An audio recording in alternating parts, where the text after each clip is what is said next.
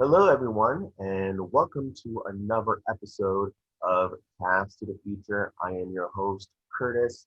I'm joined by a few others. We got Kevin coming back as one of our debaters for this episode. We got Kaycee coming back as our second debater.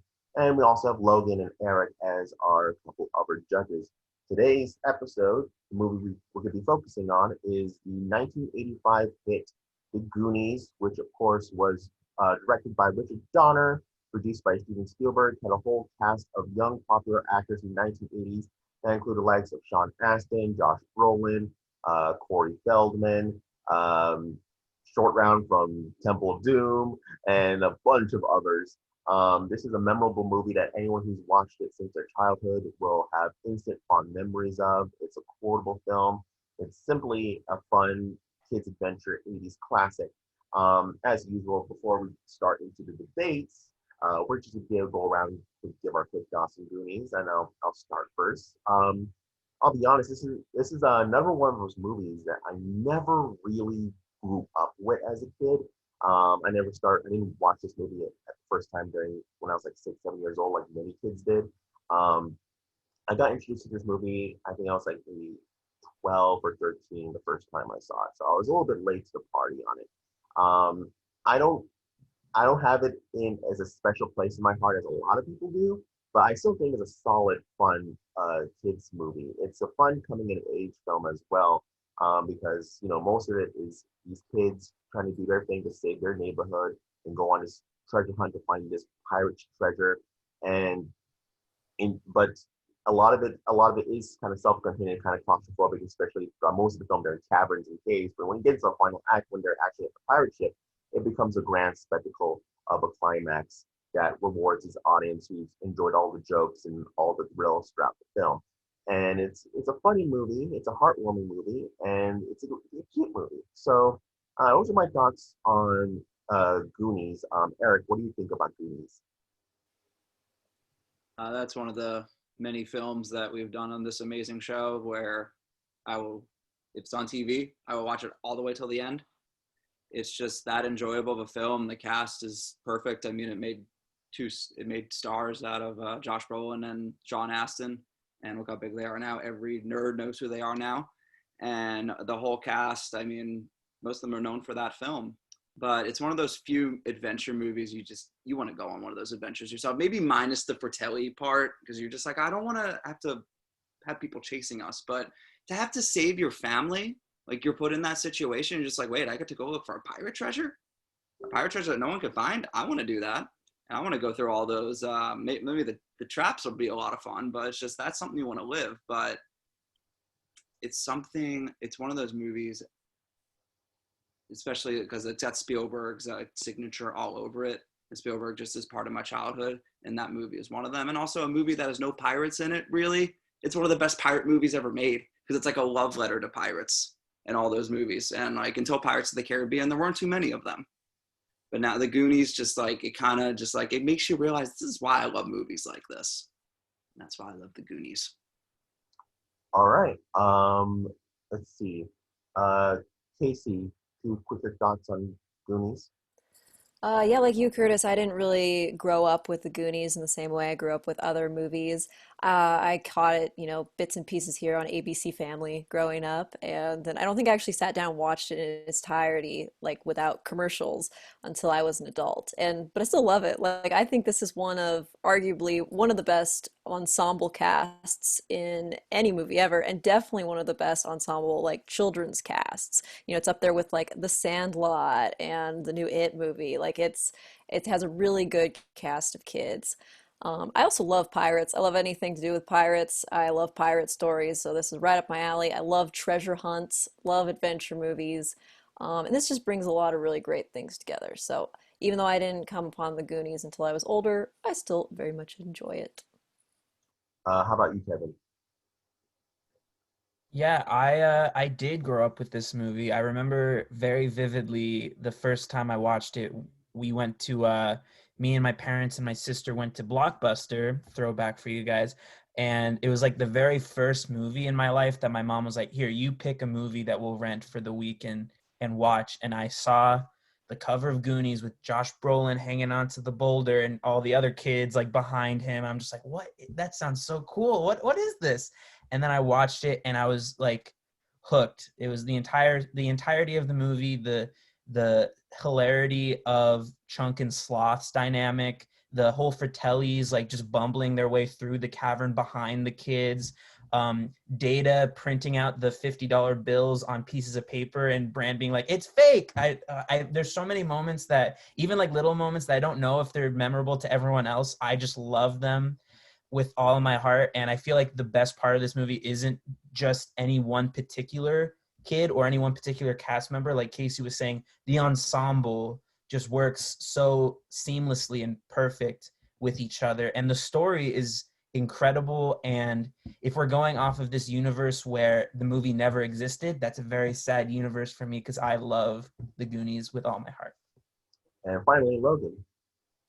Oh, I mean, this is another one of those. I mean, yeah, I grew up with it like a lot of people did.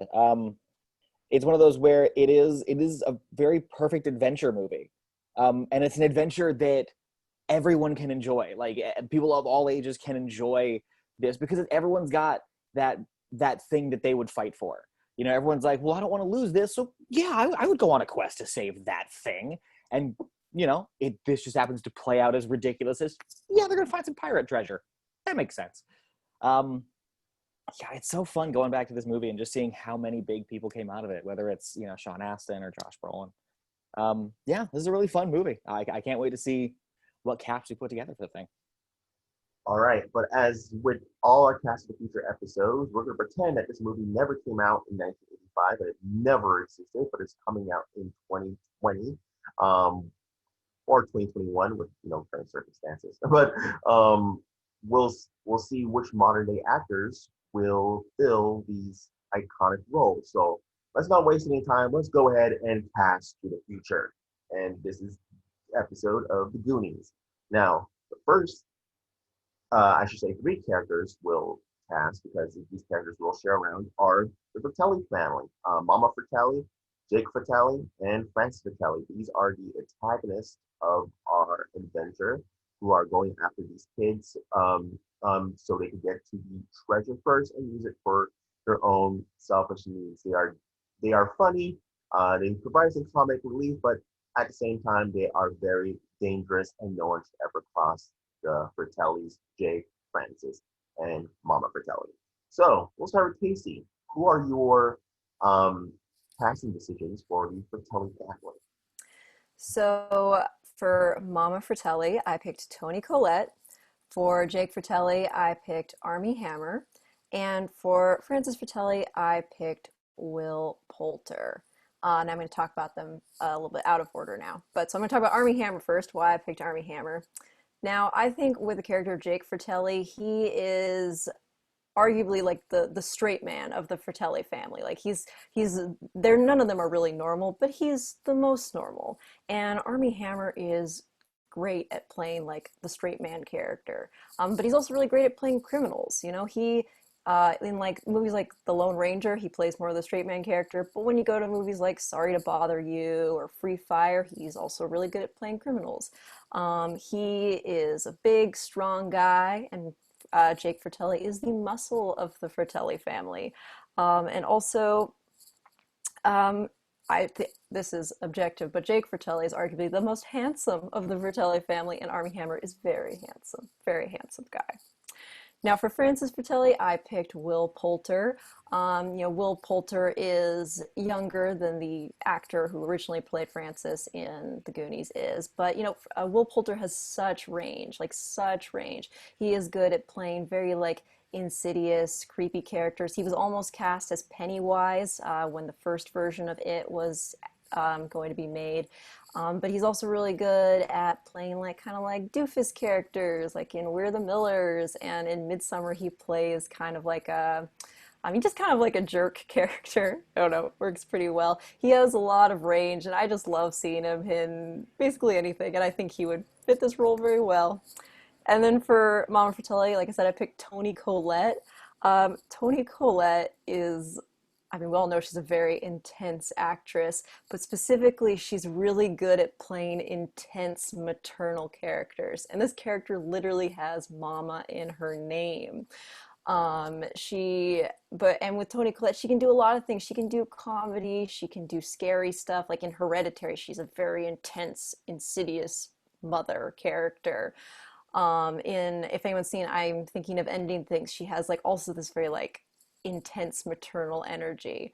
But she can also do comedy stuff. Like in Knives Out, she is a completely different character. She's also an actress with a lot of range, and I would love to see her in a role like this, which is pretty much just like just a fun role.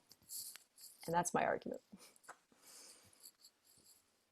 All right. By the way, I do a change of clothes because I had nothing Goonies related to wear, but I was like, oh wait, I have a Superman shirt. I was like, whoa, you're suddenly Clark Kent. Oh my God. Yeah. Kind of like Slop. Kevin, who are your choices for the Fratellis? All right. So there's Jake, there's Francis, and there's Mama Fratelli. We'll go in that order since that's the order Kaycee went in. So for the role of Jake Fratelli, I figured that Jake's commanding trait and the thing that people remember the most about his character is that he's very Italian. And I thought about it, and who could I have picked more that is a like outgoing, fun Italian guy than Sebastian Maniscalco. The dude is really funny. If you've never seen his stand-up, he is one of the funniest stand-up comedians that is out there today. And he also just recently did his first acting role, I believe, for The Irishman. So he's done prestige work before. His role in The Irishman wasn't very big, but it was notable and it was very memorable. And I think that he can bring a lot more comedic aspects to the role than maybe even the original actor who played Jake Fratelli could. When it comes to Francis Fratelli, I mean, if you had asked me just based off memory, who was the guy that played Francis Fratelli, the kind of glasses wearing like sarcastic brother of Jake, I would have guessed Bill Burr, because that is basically who Bill Burr plays in a lot of his roles. And Bill Burr wasn't the actor who played Francis, it was Joe Pantoliano. And I feel like Bill Burr is today's Joe Pantoliano. I don't know if that's a compliment to either one of them, but I do think that Bill Burr is a really, really, really funny comedian. He was great in Breaking Bad. He was great in this most recent Pete Davidson movie that came out this summer. I'm forgetting the name now. And he's a really good actor and a really funny actor. And I feel like the two brothers especially have to have a very comedic relationship. And I feel like just imagining Sebastian Maniscalco and Bill Burr being like kind of dim-witted brothers in this movie would be very hilarious.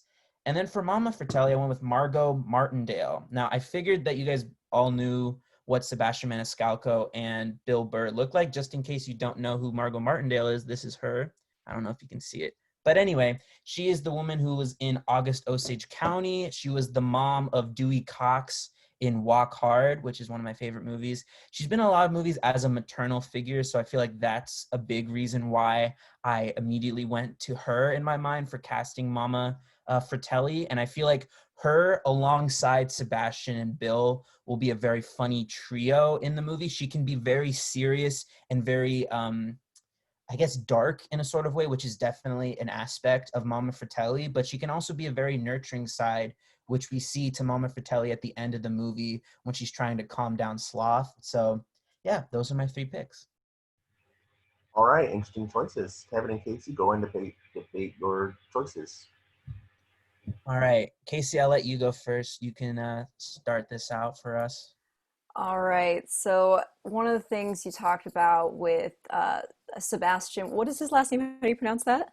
Sebastian Maniscalco. Do you want me to show his picture? Do you know who? I am familiar with him. I did not know how to pronounce his last name. Sebastian Maniscalco. Mhm. You talked a lot about how he is a comedic actor and he's very good, strong with like in comedic roles. Mhm. I think the thing about Jake Fratelli is he's not just a comedic character. Like he has his moments, especially when they're fighting at the end, but he also has some very scary, insidious moments, especially for Chunk. Like when you think of when Chunk is in the road and he gets stopped and he stops the car and then you find out that it's Jake Fratelli, like that is definitely a creepy moment. And I think Army Hammer is so good at being charming and being creepy at the same time. That's the moment, the peak moment when I think he would shine is right there. You're right. but I also think that the big factor for Jake as well as Francis is their relationship. I feel like that's kind of the most memorable thing to me when it comes to the two Fratelli brothers. And I feel like, for one, to go to your point about being like the creepy factor, especially in Jake's interactions with Chunk, I feel like even during those interactions, like when Chunk's just spewing the beans about every wrong thing he's ever done, you can see like Jake kind of laughing, like, I like this kid. I like it. I think there's still a little bit of humor infused into it. And I think that the straight man factor that Sebastian Maniscalco is capable of doing, because we saw it in The Irishman, he wasn't just a solely comedic character in that movie. I feel like it makes him valid enough to choose. I don't think he's just the clown. So that's just me. But, and then to address Armie Hammer, I personally think, and this kind of attributes to the way I feel about all three of your picks, they're all great. I feel like Armie Hammer is a little too pretty to be Jake Fratelli. I feel like Jake Fratelli needs to be a little bit seedier and a little bit more of, like, seem more like a criminal. And I feel like Armie Hammer's he's just too good. Look at him. He's such a good looking But guy. Armie Hammer's been playing seedy characters for so long. Like, if you've seen Sorry to Bother You, he's creepy. But even I've been rewatching Desperate Housewives. One of his first, it's a surprise when Armie Hammer pops up, but he does in like a very small role, one of his first roles. And he's like a preppy college student, but then you find out he's a drug dealer, and that is what he does perfect. Armie Hammer does best is roles where he's like charming and handsome, but then you find out there's another side to him, which I think is perfect for Jake Fratelli. I guess I we could. Oh, go on. Well, yeah, I agree with your thoughts on Armie Hammer. I think he is a solid choice. I just think that Sebastian Maniscalco would live up more to the way the character felt for me in the original Goonies. I feel like he's a very like dead ringer for the original actor, who honestly I don't remember the name of the actor who played Jake Fratelli. If one of you guys want to just say it in the chat, I It, don't remember his name, but um, it is what it is. I think that Sebastian Maniscalco is a little bit more along the lines of the original character in my mind. Robert Davi, thanks, Curtis. And yeah, do you want to move on to Francis and Mama? I guess we can move on to Mama. So I love Martindale. I think that's a great choice. Like, especially there's a movie on Amazon Prime called Blow the Man Down, which is honestly she's kind of playing a character very similar to Mama Fratelli. Like, she basically runs a brothel, and in that movie, and she She's does have the also like great in tough. Justified. If any of you have ever seen Justified, she's really good on that show. So Yeah, so she's definitely good at playing those like tough, like criminal maternal roles. Like, she can bring the energy. My thing with her is I just don't know if she would do anything that would surprise me. She would do the role well, but would she do the role, like, would she go above and beyond? And that's where I think Toni Collette would shine. Is she, like I said before, she has a lot of range, and she'd be able to bring like the comedic element. She'd be able to bring the scary element. Like, I think of all the Fratellis, Mama Fratelli is the most intimidating. And I think Toni Collette would be able to, she would scare me more than Margot Martindale would. that's fair. I just think that the way that Anne Ramsey did it in the original movie isn't as intimidating as I think Toni Collette would take it. And I feel like she would honestly take it a little too, like, if I'm thinking Hereditary Toni Collette, I'm like, well, we don't need that for Mama Ellie. Like, come on. I think she's also, I don't know if I'm just incorrect about her age. She feels a little too young to be Mama Fratelli, especially if we pick either of my guys to be Jake or Francis. Like, if we had those guys plus Toni Collette as their mother, that would be a little bit strange. But that's neither here nor there. This is a completely fictional thing we're doing. But I will say that I think Margot Martindale can bring very similar aspects to how Anne Ramsey portrayed the character. And I feel like that's really all you need. You need an intimidating, forceful presence, which I'll grant you that I do believe Toni Collette has in spades in a lot of her movies. But I also just think that Margot Martindale fits the mold of Anne Ramsey a little bit better, which, granted, in this universe we're creating, this movie didn't exist, so you can argue you don't need to fit the mold as well. I just feel like the way that Mama Fratelli is in my mind from the original movie, Margot Martindale is a more close fit, but I wouldn't be mad at all at seeing Toni Collette in the role. Yeah, I guess all I would say in response to that is just, yeah, this isn't, we're operating on the assumption that the Goonies wasn't made in the 80s. And I think if they made this in 2020, it would have a very different energy to it. That's very fair. That's very fair. All right, you want to do the third Fratelli, Sure, Francis? you start us out. I mean, Bill Burr is like a dead ringer for Joe Pantoliano. Like, I literally hear Joe Pantoliano's voice in like all of his movies, and I'm like, okay, I'm thinking of Bill Burr now. Like, they're so connected in my brain. I don't know if that's just me or if any of you guys feel the same way. I think that Bill Burr, maybe it's just their East Coast kind of nature to them. Like, they kind of both have like a New Yorker or Boston type of attitude to them in all their movies. But I think they're both also really funny. And I think that Bill Burr, if you guys, I'm going very stand-up with these first two picks with Sebastian and Bill. If you guys haven't seen Bill Burr's stand-up, you're doing yourself a disservice. He's one of the funniest stand-up comedians today or ever, in my opinion. And I think that with the role of Francis, he can also be intimidating as he sort of was in Breaking Bad. And he's been, like you guys mentioned earlier, King of Staten Island. He was a good character in that movie. It's fresh in mind because I saw it pretty recently. But I just think that Bill Burr would be perfect. And I haven't mentioned who was Will Poulter. Will Poulter is very similar in how I feel about Army and Tony. He just feels a little young. Like, I don't know how old he is, but I do feel like Will Poulter pulling off this character, I feel like it's something that isn't in his range. I feel like that's rude to say. I think an actor can do anything, especially with how quality of performances he's done.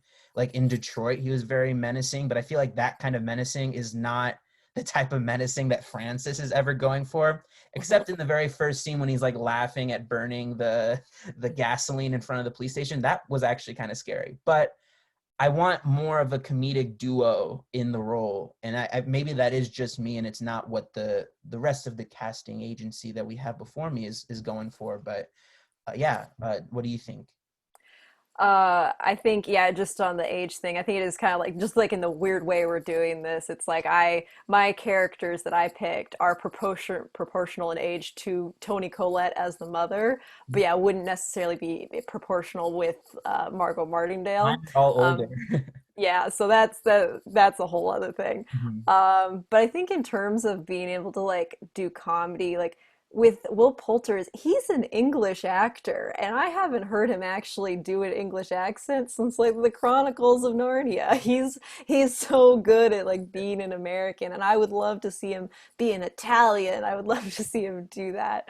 Um, but he is capable of doing comedy. Like you talked about, like, oh yeah, he's very intense in Detroit, but in Midsummer, he's pretty funny, and especially if you've seen the director's cut of Midsummer, he is hilarious. Like it's mostly a situation where you're laughing at him, but that's kind of the character of Francis Fratelli, is you're mostly laughing at him rather than with him. Right. And I think it's the same in like We're the Millers. Like Will Poulter's character is, you're kind of laughing at him more than you're laughing with him. And And that's with these guys who are supposed to be kind of like, he's kind of supposed to be a little bit of a doofus in the yeah. Goonies. Well, I think Will Poulter would be a great doofus, and I think it would give him a really nice break from playing more insidious, creepy characters. Right. And the only thing I can say to that, I think you're right. Will Poulter is very funny in We're the Millers, and he can play the doofus character in both this and We're the Millers. But I also think that if I'm imagining all these kids running away from the Fratellis, if I'm imagining them running away from Will Poulter in Army Hammer, I don't think they're, like, in my mind, they would be as scared as if they're running away from Bill Burr and Sebastian Maniscalco. I feel like that might just be me. And on the other hand, they can also bring the comedic factor that allows them to have more of a bickering, like funny banter to them. And I feel like all of Will Poulter's comedy that he's done is more like situational and more like people are laughing at him than like that he's not in on the joke in any of his comedic roles. But like I've been saying, I think all six of our picks are very solid, and I would be fine with any of them. So that's Will just Poulter's eyebrows those terrify me. eyebrows, man. Have you seen the blooper reel for We're the Millers where the guy just keeps going and most of his jokes about him just keep referring to his eyebrows? I felt so bad. I That guess I just, I guess I have one last thing to say about it, and it's just that I guess Will Poulter is an actor. Like that's all I think of him as an actor. Mhm. And when I think of Bill Burr, I do think of him as a stand-up comedian. I've seen him acting in some things, but I don't know if I've ever seen him transcend beyond playing kind of a version of himself. And Well, that's all yeah. I say. To that, I would just say I don't know if he really has to as Francis, but that's neither here nor there. All right, this has been a good first round so far, and these choices are very interesting. Um, my decision making has been shuffling around through my mind as I'm listening to debate about it, and it's been pretty good debate as I said before. Um, so mine's gonna be a bit of a mixed match, and I'll start with Mama Fratelli. I think Toni Collette and Margot Martindale are both really good choices. But as I'm listening to your guys' choices and who would be appropriate, not just like age wise and chemistry wise, and what will work the best. I think I'm gonna go for Mama Fratelli first. I'm gonna go with Margot Martindale because, as Kevin before, this actress just kind of fits the type of character that Anne Ramsey played in the original Goonies, and she has a lot of experience in playing in supporting roles as in motherly roles, whether it was a mother with good influence or bad influence. She just already has that down. Even though Toni Collette's a tremendous actress, um, I just can't see her doing what close to what Anne Ramsey brought to the role in the original Goonies. With Jake Fratelli, um, surprisingly enough, I'm going to go with Kaycee's choice for Army Hammer, because with Sebastian again, I cannot pronounce his last Maniscalco. With Sebastian Maniscalco, I don't know if I recognize him or seen him in enough to know what his acting abilities are. I'm sure he's been in some stuff, but I'm just not sure yet. He does have that look the part. He does kind of look like has that Robert Davi kind of look to him, but I just think Army Hammer has a little bit more charisma to him, and he could bring, um, as Kaycee did before, he could be both creepy and charming at the same time. That's what Jake Fratelli kind of did in the original Goonies. And finally, with Francis Fratelli, I'm going to go with Kevin's choice for Bill Burr. I think Bill Burr just brings that same kind of energy that Joey Pants did in the original Goonies. I think Bill Burr can bring that type and that same type of energy and chemistry um, to make it as close to the original film as possible. I really like Will Poulter, but I think Will Poulter's career is going into a different direction. I can't see him because as if this movie is marketed today, it would be marketed as like a family adventure film, and I think Will Poulter does those type of movies, and he's more doing stuff like Troy and Midsommar. I mean, he did We're the Millers, but that's when he was kind of experimenting then. I mean, he was funny in that movie, but I just think Will Poulter's career is going to a kind of different direction. As you said before, Kaycee, he was looked at as being the first Pennywise before um, um, before what's his name, Skarsgård.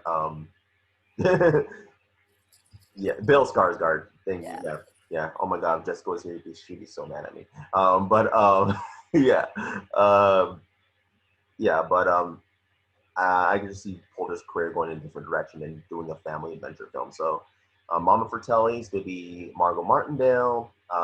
For Jake Fratelli's going to be Armie Hammer for me, and for Francis Fratelli, it's going to be Bill Burr for me. All right. So, Erik, what do you think?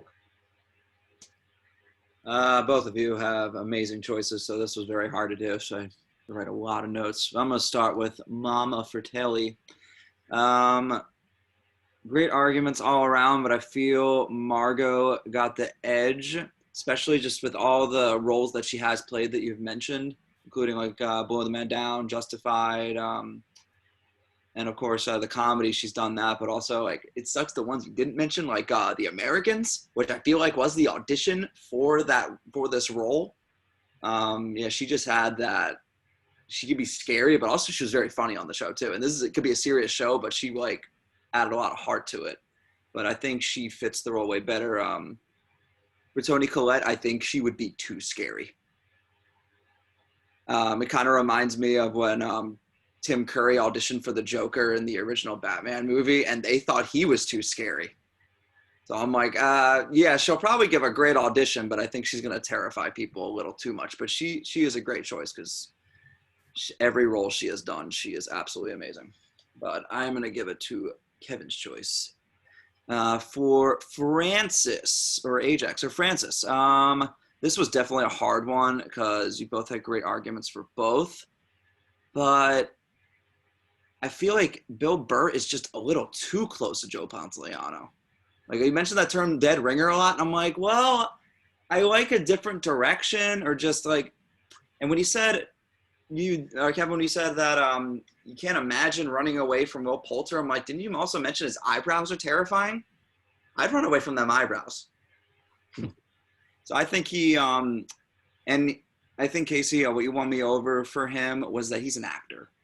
And he's done comedy, he's done horror, he's done it all. And yeah, his career might not be going that way, but he said it'd be a nice break from playing all those really intense characters.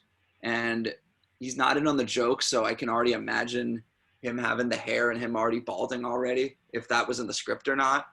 I think that would be really funny, having him wearing a toupee. Maybe a little young, but I don't know. Criminals, you never know how much hair they're going to lose, how they all react to what their lives are like. But anyway, I am going to have to give it to Will Poulter for, Kaycee, your choice for Francis. And now, Jake.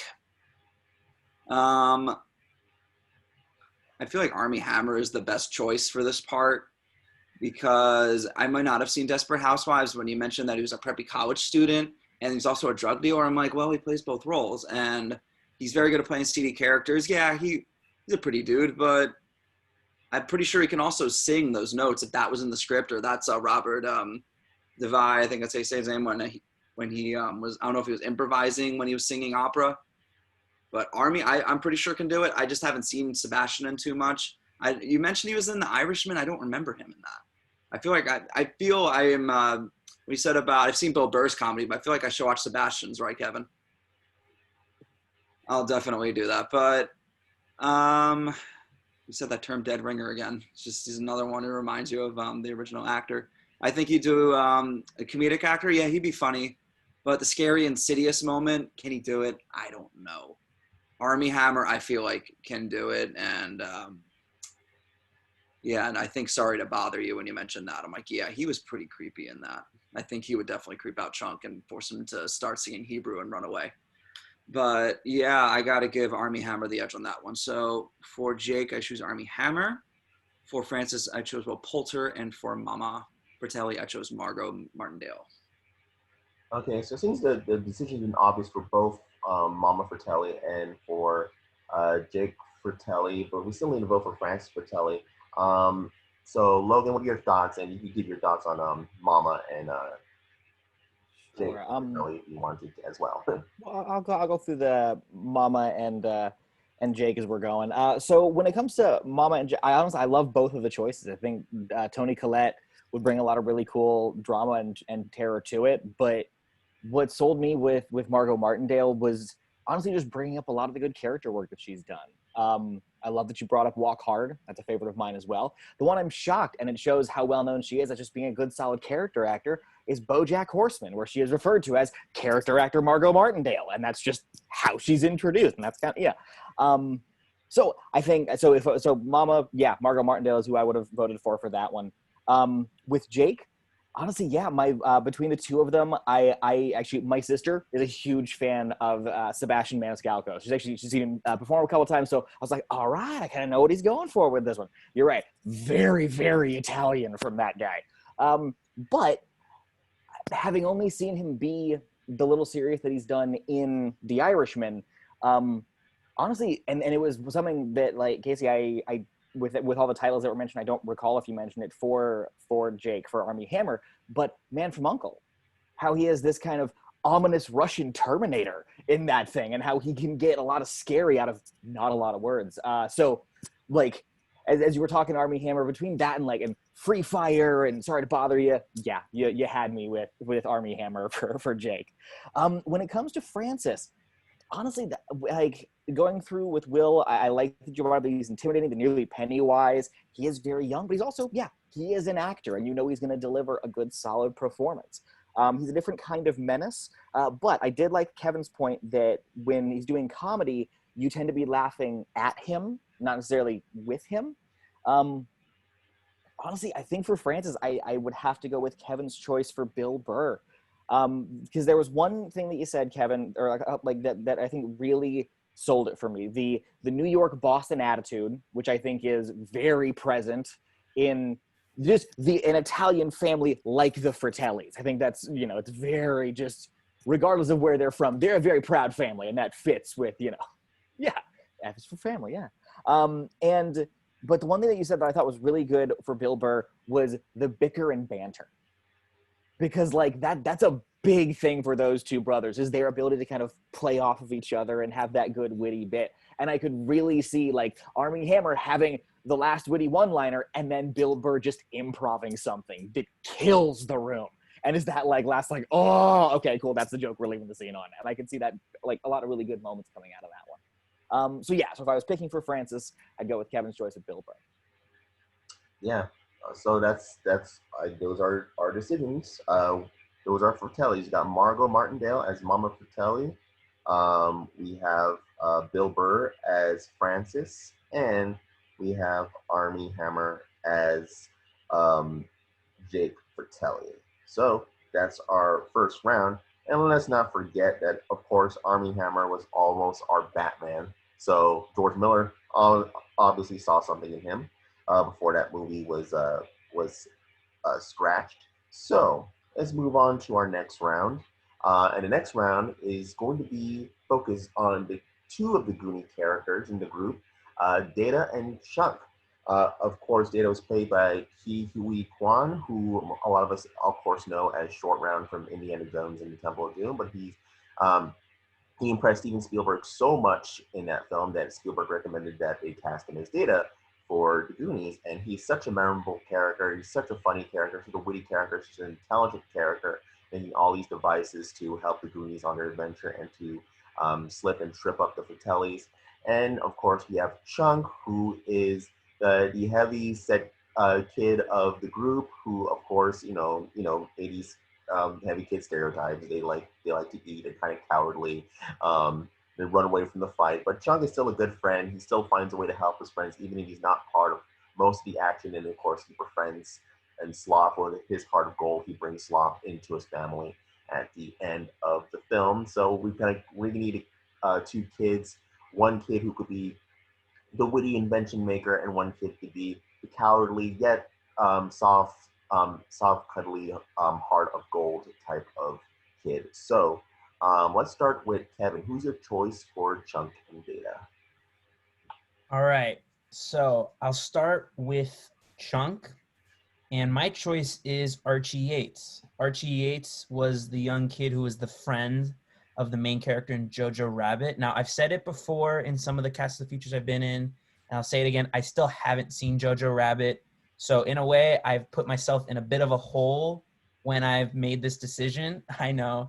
But at the same time, I also feel like Archie Yates, just seeing from the advertising and seeing the scenes that I have seen on YouTube, he's hilarious, and I feel like he's just the ideal choice.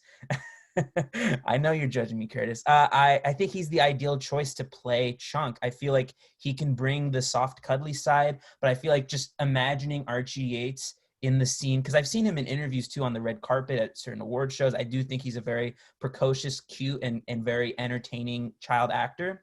I feel like in the scene where he's being interrogated by Jake and he's just like crying and saying every wrong thing he ever did, I could see Archie Yates just blowing the roof off of theaters when they see that scene. I feel like it would just be a laugh riot, that part of the movie. And then for my character of Data, I'm going with Ian Chen. Ian Chen, if you've ever seen the show Fresh Off the Boat on ABC, he's one of the main kids in that television show. And if you've ever seen Shazam, he is one of the, I was going to say fraternal siblings, but that's not the right word. He's one of the foster kids. One of the foster kids and one of the siblings of the main character of Shazam.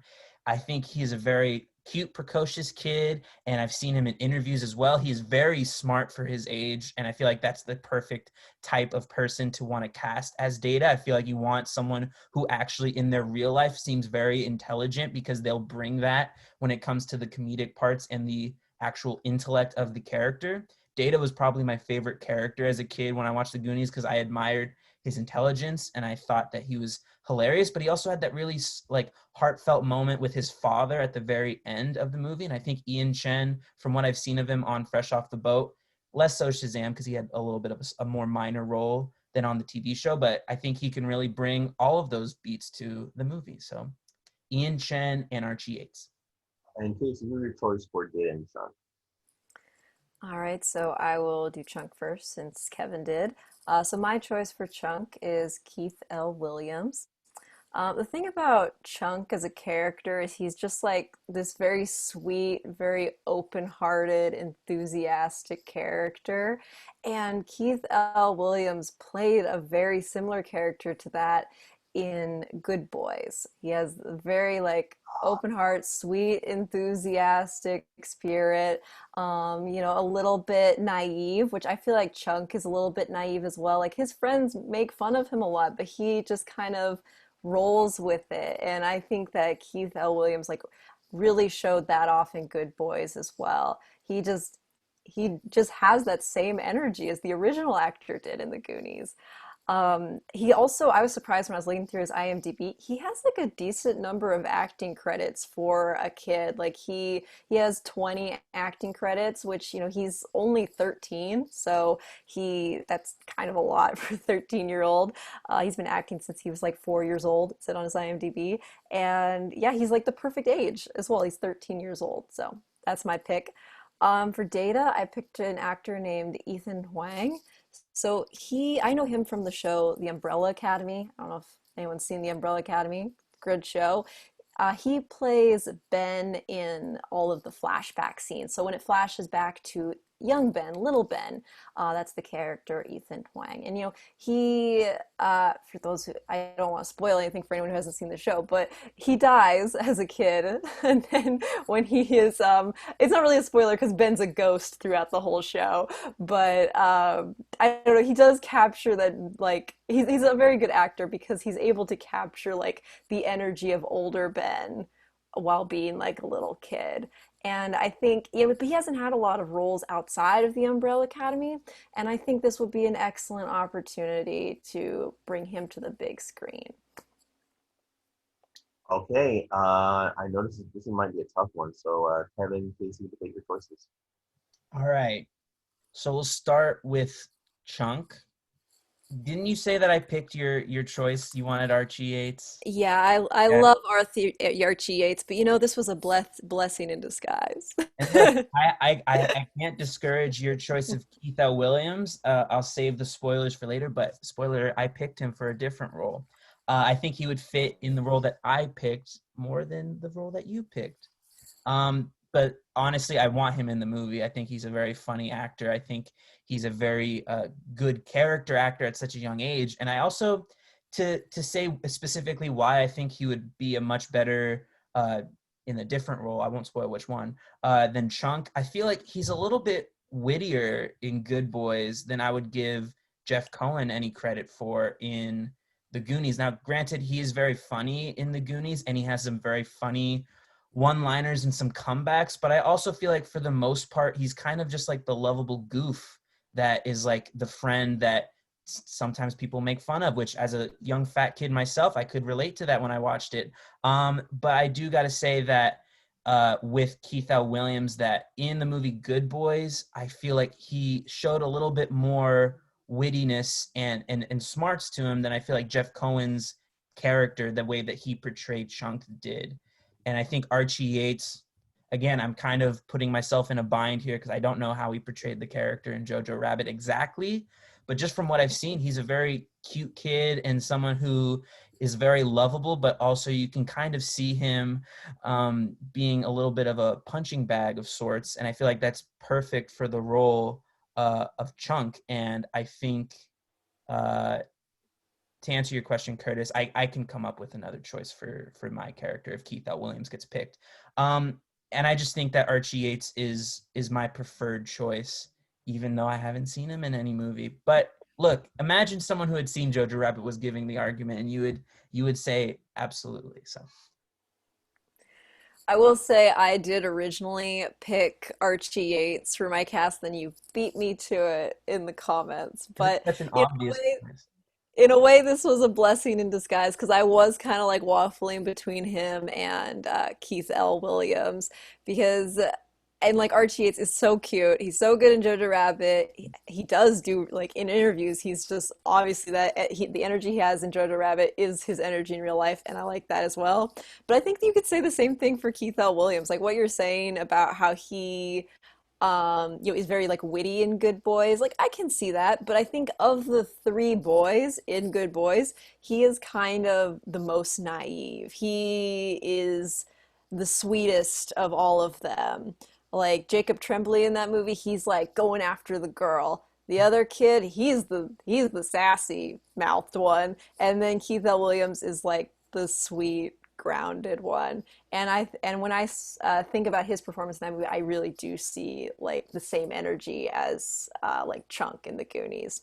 But for your pick, Archie Yates, I just haven't seen him in anything except Jojo Rabbit. He's a sweet kid, but I don't even know if he could do an American accent. He's Oh, I'm like, sure he has the range. I'm sure he has the range. you No, I haven't love it. seen him in a I movie. haven't seen him, but I have confidence in his acting ability, I guess. He's the new lead of Home Alone. I saw that when I was Dang. Googling his name. I thought that was just like people want him to be. I guess he is. That's cool. Is it still in New York or is it in like That London? was the It's on Disney sequel. Plus. But that's not a location. He's stuck in Disney Plus. His parents left him. Uh, Yeah, he's a cute kid, but he hasn't been in like an American studio film, and like the Goonies is like big old American movie. I don't know. That's not a great argument. I just don't know if he can do an American accent. hey, that's And fair. I know that Keith L. Williams Of course can. he can. He is American. I'm fine with either one being Chunk. I just wanted Keith L. Williams in the role that I picked for him. So, but I can come up with him a different actor just to clarify for the role of Mouth if that is what needs to happen. But you want to move on to Data now, Kaycee? Oh yeah, totally. Let's do it. Um, Let's do it. I think that Ian Chen is the perfect pick because I think he's the best, like one of the kids in Fresh Off the Boat. I think he's the funniest. And I think that Data Ke Kwan, first of all, I think Ke Kwan doesn't get enough respect from Temple of Doom to the Goonies. I feel like those two movies should have propelled him to like a stratosphere of child actors, and it didn't. And I feel like that's hard. But I also think that Ian Chen is on his way to that trajectory if he were to get a role like this. Whereas, is it Ethan Huang, the name of your actor? I honestly don't have an argument against because I haven't seen Umbrella Academy. I haven't seen him in anything. So that shows that I need to watch Jojo Rabbit and Umbrella Academy for one thing. But also, I just have more faith in my actor, in Ian Chen, being able to be in a movie because from what you said, I don't know if he's been in a big movie. Ian Chen was in Shazam, and so he has a role with Warner Brothers. They have a connection. I think it's ideal, more ideal than your pick, but I'm fine with that pick as well. Yeah, I think I guess everything you said is actually my argument against Ian Chen in a way. He is already on a path to stardom. He has been in a TV show for 5 years. He's already had a role in a big movie, and I think this would be an excellent like small supporting role to give to an actor who hasn't had as many opportunities and open the door for another young actor to come in and take that role. Because I think Ian Chen's going to be fine. There's going to be another Shazam. He's going to have other roles happening. But this would be Data in the Goonies would be a great launch pad for Ethan Huang who, I mean, I think he would do an excellent job in this role as well. And as we've seen in the Umbrella Academy, which is another ensemble show, he is good at working with a group of other kids. Like in the Umbrella Academy and all the flashback scenes he's in, he's always interacting with the other kids. And the Goonies is all about the interactions, or that's like a big part of it is the interactions in the ensemble. And so we know that even if he hasn't been in a movie yet, he has been in like a big ensemble piece. Well, the one other thing I can say to prop up Ian Chen's case is the big thing for me for the kids in the movie is their chemistry with each other. And a later choice I'm going to have for Brand was in Shazam with Ian Chen. So they already have built-in chemistry, which I think is only a plus. So there you go. That's my thing. Okay. Again, really good debate. God, these choices are so good. Mainly for your choices of Chunk. Now, I will say, as much as I would love and die to see Archie Yates as Chunk, because that is just perfect casting. Unfortunately, Kevin, I don't think you brought strong enough arguments for Archie because, again, didn't see Jojo Rabbit. You haven't seen enough of Archie's work to fully explain how good he can be. Even though if I were to argue for Archie, I would so much to say. But Keith L. Williams is another actor, young actor, who's could be equally as entertaining as Archie would be as Chunk. And just seeing Keith L. Williams is one of the best parts of Good Boys. I thought the movie itself was fine, but anything with Keith L. Williams, any of his scenes, is just laugh out loud funny. And I could see Keith L. Williams like killing Chunk's lines and killing his personality. So for Chunk, for me, it's gonna be Keith L. Williams, Kaycee's choice. As for Data, I'm going to have to go with Kevin's choice for Ian Chen because with Ethan Huang, I'm not really familiar with his work. I mean, maybe that's my fault. Maybe I haven't watched Umbrella Academy yet. I just started watching The Boys, so I'm caught up with The Boys. So maybe I'll start watching Umbrella Academy too on Netflix since It's good. the first Really two good. seasons are already up there. But with Ian Chen, I think he just has that more experiences, that more notability with him being on fresh off the boat and with his role in Shazam. I think his role in Shazam is kind of like his audition tape for being Data. I think he brings that same kind of energy, that same wit, that same sarcastic, and kind of smart, wisecracking type of guy who I could see building inventions and outwitting the Fratellis. He just has that same kind of attitude to him, and then which his role in Shazam, he's already worked for an ensemble of young actors. He could he knows how to play within their chemistry. So my choice is going to be Ian Chen for Data, and it's going to be Keith L. Williams for Chunk. Let's see, Erik, what are your thoughts? Wonderful arguments all around. These are both excellent. All four of them are excellent choices for their roles. Let's start with Data. For Data, I guess I've seen Ian Chen in more work, and yes, I have seen Umbrella Academy. Ethan was very good on that show. It's just Ian Chen, I think, has a little more experience working with ensembles and also working with, I think, Fresh Off the Boat, and really standing out amongst all those very funny people on that show. It's not easy to do, and the kid did it. And he gave him the role in Shazam, but I feel like Shazam is the perfect stepping stone for him to go right and play Data. And I think, like, Kevin, your argument won me over when you say he seems intelligent. You need that for, like, the comedic moments, and I think he'll really do that, especially saying booty traps, and everyone constantly corrects him with the correct term. I think he would play that off really well, and also I can already picture him in that final moment when his dad shows him the camera. That was such a great moment. And then, of course, when he sees Sloth pick up the cop and said reacts and just reacts. And I just thought that I think he'd really pull that off well, especially after seeing everything he saw in Shazam. I just think Shazam was like the audition and the stepping stone for his role as Data. So Ian Chen is my choice for that. For Chunk, Archie Yates would definitely be an excellent choice. I just wish you saw the movie. But I think Kaycee kind of won me over with Keith L. Williams when you said for Chunk, can he do an American accent? I know he's going to play the next Kevin McAllister, but that hasn't come out yet. So I still just I'm not so sure. Keith L. Williams with Good Boys, that was his audition tape. Like, just cast me as Chunk right now. But like the way he played his role in Good Boys, like the kid, he's an actor. And he said he's got 20 acting credits at 13 years old. That's really impressive. So he's got the experience. And for Good Boys, that's one of 20 characters he played. And with the way he played it, as like a sweet, open heart, enthusiastic. He's too witty, so what? He'd just make you laugh with I think he'd improvise a lot.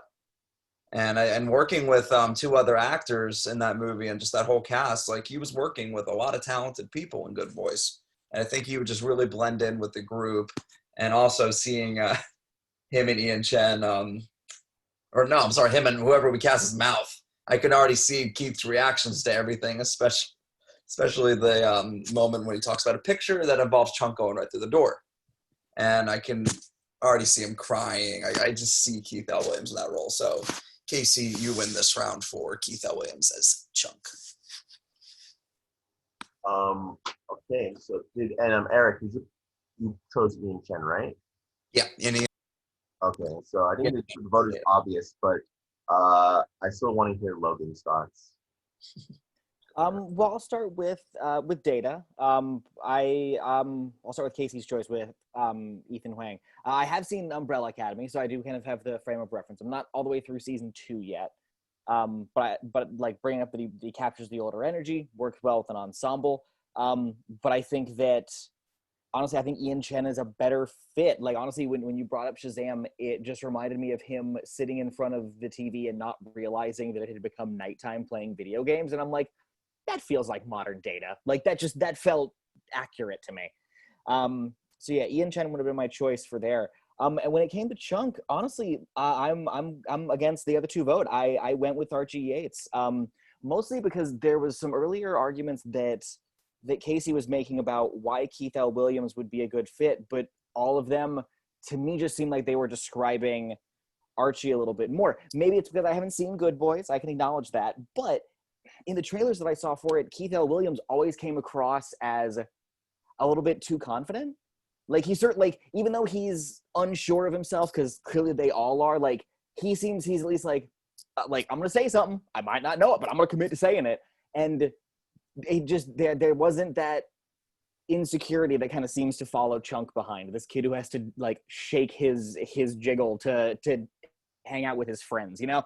That like it, and I got that vibe a lot more from Archie Yates. So yeah, while I did like the argument that, you know, he has a sweet open heart, like a lot of those points just kind of seem to, at least for me, point more towards Archie Yates than Keith L. Williams. So for Chunk, I would have voted for Archie Yates.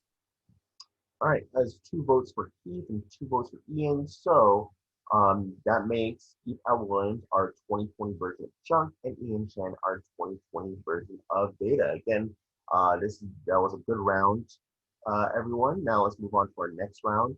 Our next round is going to focus on the characters of Mouth and Stef. Of course, Mouth was played by hot young 80s star Corey Feldman. He is the wisecracking, smart mouth, sarcastic of the group, and of course joins the other Goonies on their adventure to seek out the pirate treasure, and is very useful when it comes to reading Latin riddles, as he is fluent in Spanish as well. Even though Mouth can be smart and wisecracking, he does tend to show some fear a lot of the times when dealing with dangerous situations. And we're going to pair him in a round with Stef, who was played by Martha Plimpton in the film. Of course, Stef is Andy's best friend, who just gets roped along into this adventure. I decided to pair Stef and Mouth in the same round because they often have a lot of scenes together where they're just bantering and just insulting each other. And those two characters kind of share important chemistry in the film. And so let's cast these two characters, Stef and Mouth. So Kaycee, who's your choice for Stef and Mouth? So I'll go with Mouth first. So the thing I always think of with Mouth and the way he's portrayed is he always seems like he's just like a little bit more mature than the other characters, or at least he's trying to act like he's more mature than the others. Like as soon as he comes on screen and he's like cracking wise, I just get this sense like this kid has seen some stuff, you know, he acts older, not in the sense like, oh, he's like a protective older brother character. It's just more like he wants to seem older than he is. And so my pick for Mouth is I'm not sure if I'm going to pronounce this kid's last name right, but it's Dylan Schombing. He's been in a lot of stuff, but one of his more recent notable roles was in Watchmen. He played Topher, who was Angela's adopted son. And with that performance, you just see this kid is a really intense kid. Like he's a very intense child. And he's very like mature for his age. This is also a fun side note. He was the kid from The Slap. If anyone remembers The Slap, he's the one who got slapped. Iconic. But anyway, I think he would be able to bring like that more, like even though he looks young, like he looks his age, like he has like a very like much of a baby face, but he has this very like intense, mature presence that I think would lend itself really well to the character of Mouth. And I would love to see him do a little bit of like comedy as well. I think he'd have like a lot of fun with that. And then my choice for Stef is an actress named Sophia Wiley. She is in the show High School Musical, the series, which you haven't seen that show. It's a really good show. It's a mockumentary, very similar to The Office, and it's about a school trying to put on a production of High School Musical. It's very like fourth wall meta kind of thing, like breaking the fourth wall, stuff like that. It's a good show. It's really good. And she plays a character who is somewhat similar to the character of Stef. Like she's like a friend character, but she starts off the show as being like the mean girl and then transitioning into being a friend. So she definitely has like that sarcastic element that she can bring to the character of Stef. I think this role would be an excellent launch pad for her to do something bigger, like to go from a show on Disney Plus to being in like a big movie. And I think she'd bring a lot to the role. Okay, Kevin, who are your choices for Mouth and Stef? All right, let's peel back the curtain a little bit. My choice was Keith L. Williams. However, I have to call an audible now. Now I'm just going to talk through a little bit of my thought process because I'm really torn between two secondary choices. One's Noah Jupe. Noah Jupe, famous for Honey Boy, as well as Ford v Ferrari, as well as A Quiet Place, which thankfully for me, I've seen all those things. So boom, I can do that kind of an argument. Second choice is Jack Dylan Grazer. I feel like a Jack Dylan Grazer for this role is ideal in terms of the character type because Mouth is the mouth of the cast, and he's a very funny, witty guy. I feel like Jack Dylan Grazer, when he's not being shown up by Finn Wolfhard a little bit in It, he is kind of that mouthpiece in the movies that he's been in Shazam as well.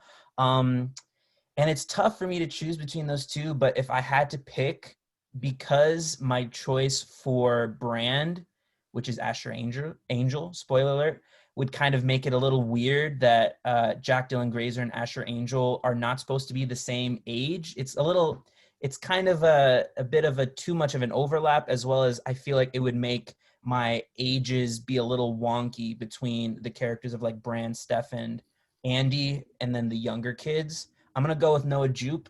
I feel like Noah Jupe can have that presence of being the smart and funny character. You see a little bit of that in the movie Wonder, which also features my choice for Mikey, spoiler alert, Jacob Tremblay. And I think that he's a very funny, well, also dramatic role in Honey Boy, which I thought was really good. I love that movie, and I feel like he has a very, very, very bright future ahead of him.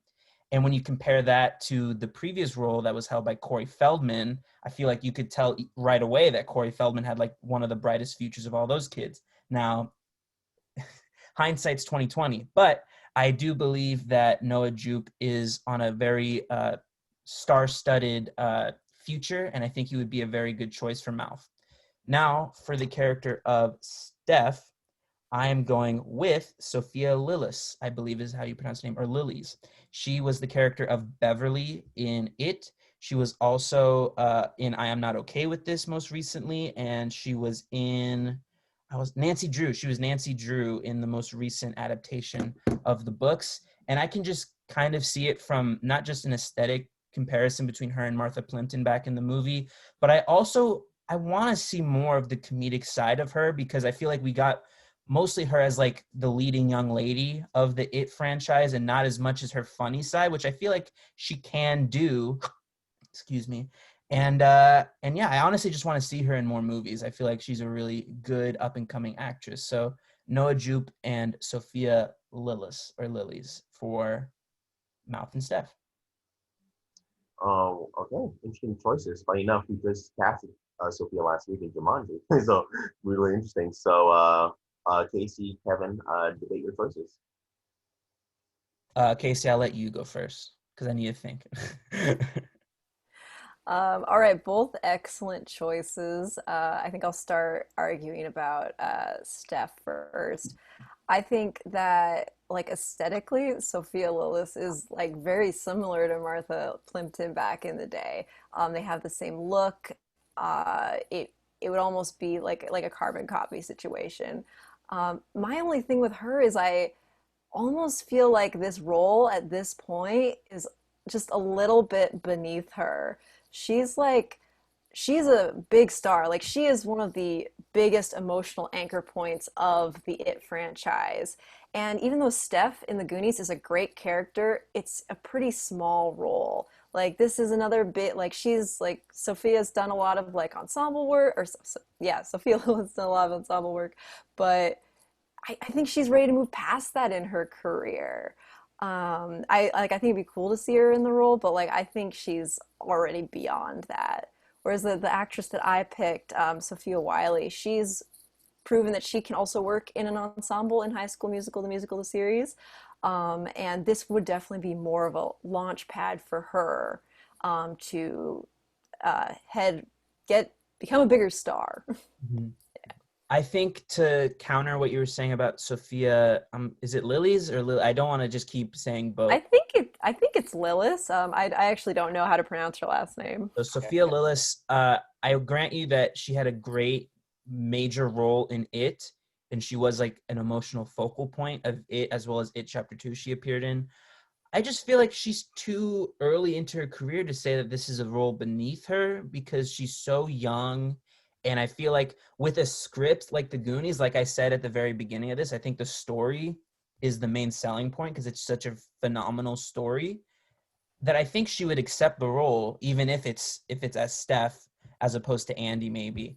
And I think that she fits not just aesthetically. I feel like she can also command scenes like Martha Plimpton did. I feel like people don't really give her enough credit when she's in the cave with the rest of the Goonies. It's sometimes only her on screen, and she's really funny, and she's commanding parts of the comedic scenes as well as her interactions with Andi. I feel like she can have that sort of commanding presence. Whereas with Sophia Wiley, I've seen a little bit of High School Musical, the series, very long title, and I just am hesitant with her because I don't know. Like, it's one of those things where it's like you see someone in like a scene or two in an episode or two, like I've only seen 2 episodes, and you're like, sure, she could be in something. I don't know if I would cast her in this role, but you know, I'm not opposed to it, and I think it would be a fun addition, as well as helping her get more eyeballs to watch her stuff, to watch her movies, and I think that would be fun. I just think that if we're also going to be talking about roles that are a little bit beneath people, or like roles that are too small for someone at the point of their careers, Army Hammer is way past the point of being Jake Fratelli, but we're not talking about him. That's kind of just already been discussed. I think that Sophia Lillis is a better fit. That's just me, though. That's fair. Yeah, I definitely see where you're coming from. I guess what I was saying is, I guess I just felt like the role was a little too small for Sophia Lillis when she is, starring in movies like Nancy Drew. And I guess I want to see her just keep getting bigger and bigger instead of going back down. But with Sophia Wiley in High School Musical, like you were talking about how like Sophia Lillis has like a very commanding presence. I feel that same way about Sophia Wiley in High School Musical, the series. It is a very, very long title. She starts out as this mean, like kind of mean girl. She moves into town and she's the new kid, but she's also like a very talented dancer and actress, and she wants to be the star of the musical.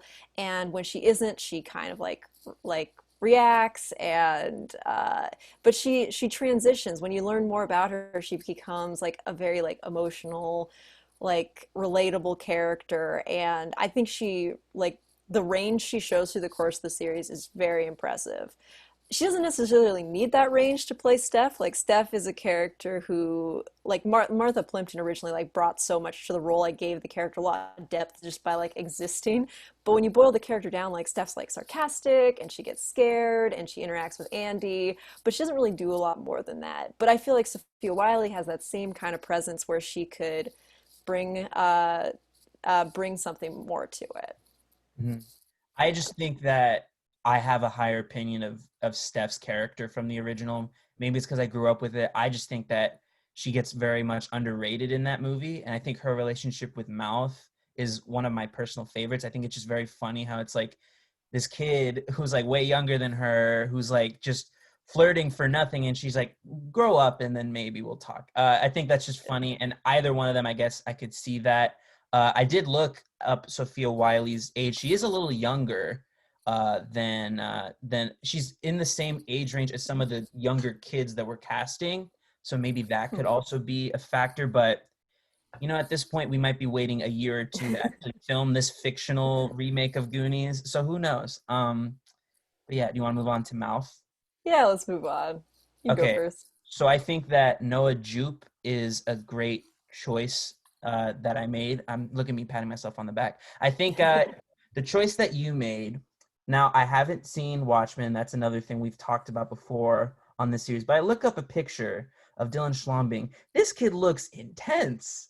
I'm like, that's not how I remember Corey Feldman as Mouth. I think Corey Feldman as Mouth is a funny guy and like someone who, and also he is like really young. Like he's not even like, or he's 13 now, but he looks very young in these photos I'm seeing. And I just feel like Mouth needs to be able to have the command of the room at many times. And I feel like I'm not sure.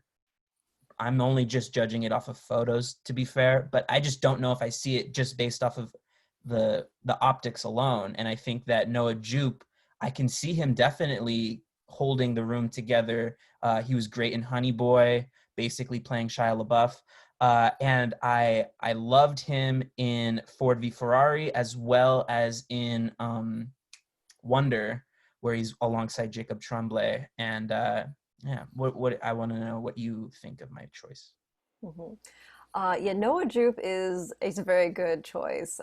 Did you just think of that on the fly? Because that was really good. Well, so like, I was Googling quickly when I realized that I screwed up my Archie Yates argument. I was like, all right, I'm gonna have to pick another choice, and that's when I got to Jack Dylan Grazer or Noah Jupe. I just thought that if I picked Jack Dylan Grazer, I would have had to re-choose Brand because he would have had to be older. So it would have just screwed everything up. So, but yeah, took a little bit. I think with Noah Jupe, I guess my first argument against him, lame argument, but I think he's just a little too old to play Mouth. Like just a little bit, like he's definitely on the edge, so that's not my strongest argument. But he, like, if this wasn't going to be made for, a year or whatever, he would already be 16.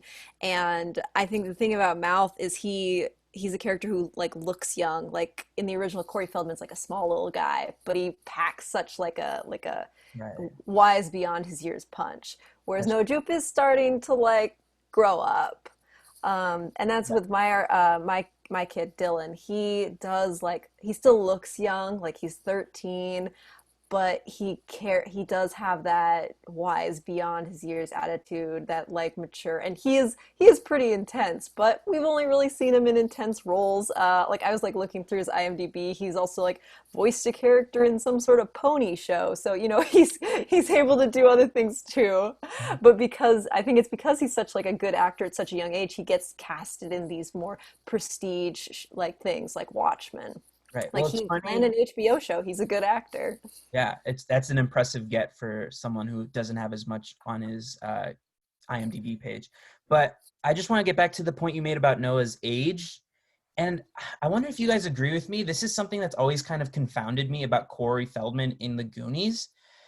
Of the four main kids that are like younger, of Mouth, Chunk, Data, and Mikey, I don't know what it is. I always thought Mikey looked older than the other three. Like, especially some of the scenes that he does with Stef where they're standing right next to each other, he looks taller and he looks like he could literally be like close to Brand's age. I feel like maybe that's just me coming from it when I was a kid watching it. So I feel like if Noah Jupe is a little bit older than the rest of our kids, that's not a big deal.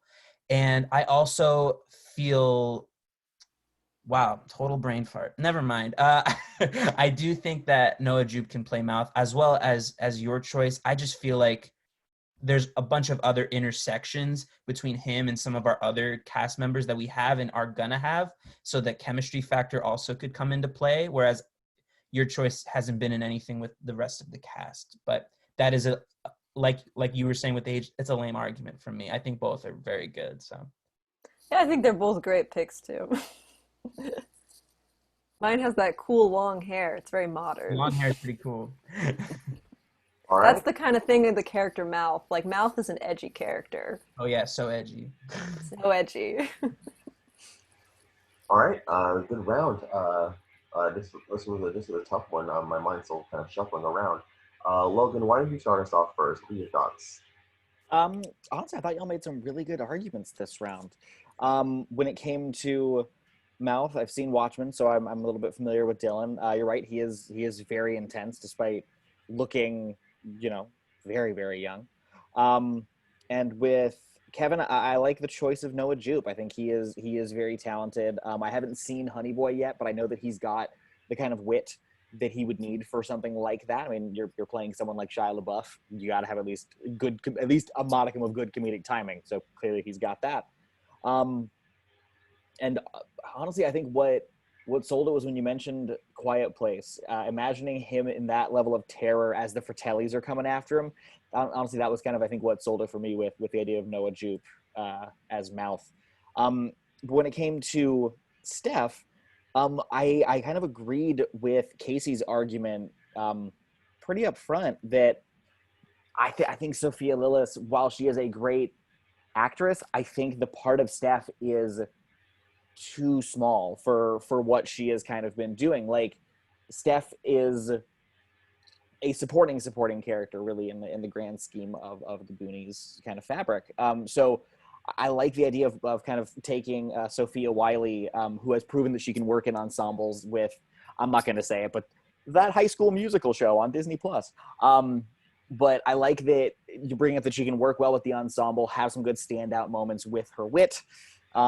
And over the course of the scene she's on the show, she showed a bit of a wide range. So I think she'd be an interesting fit for the part of Stef. So I chose Sophia Wiley for Stef and Noah Jupe for Mouth. All right. I'll go next. Yeah, this is really the kind of tough, complicated one for me.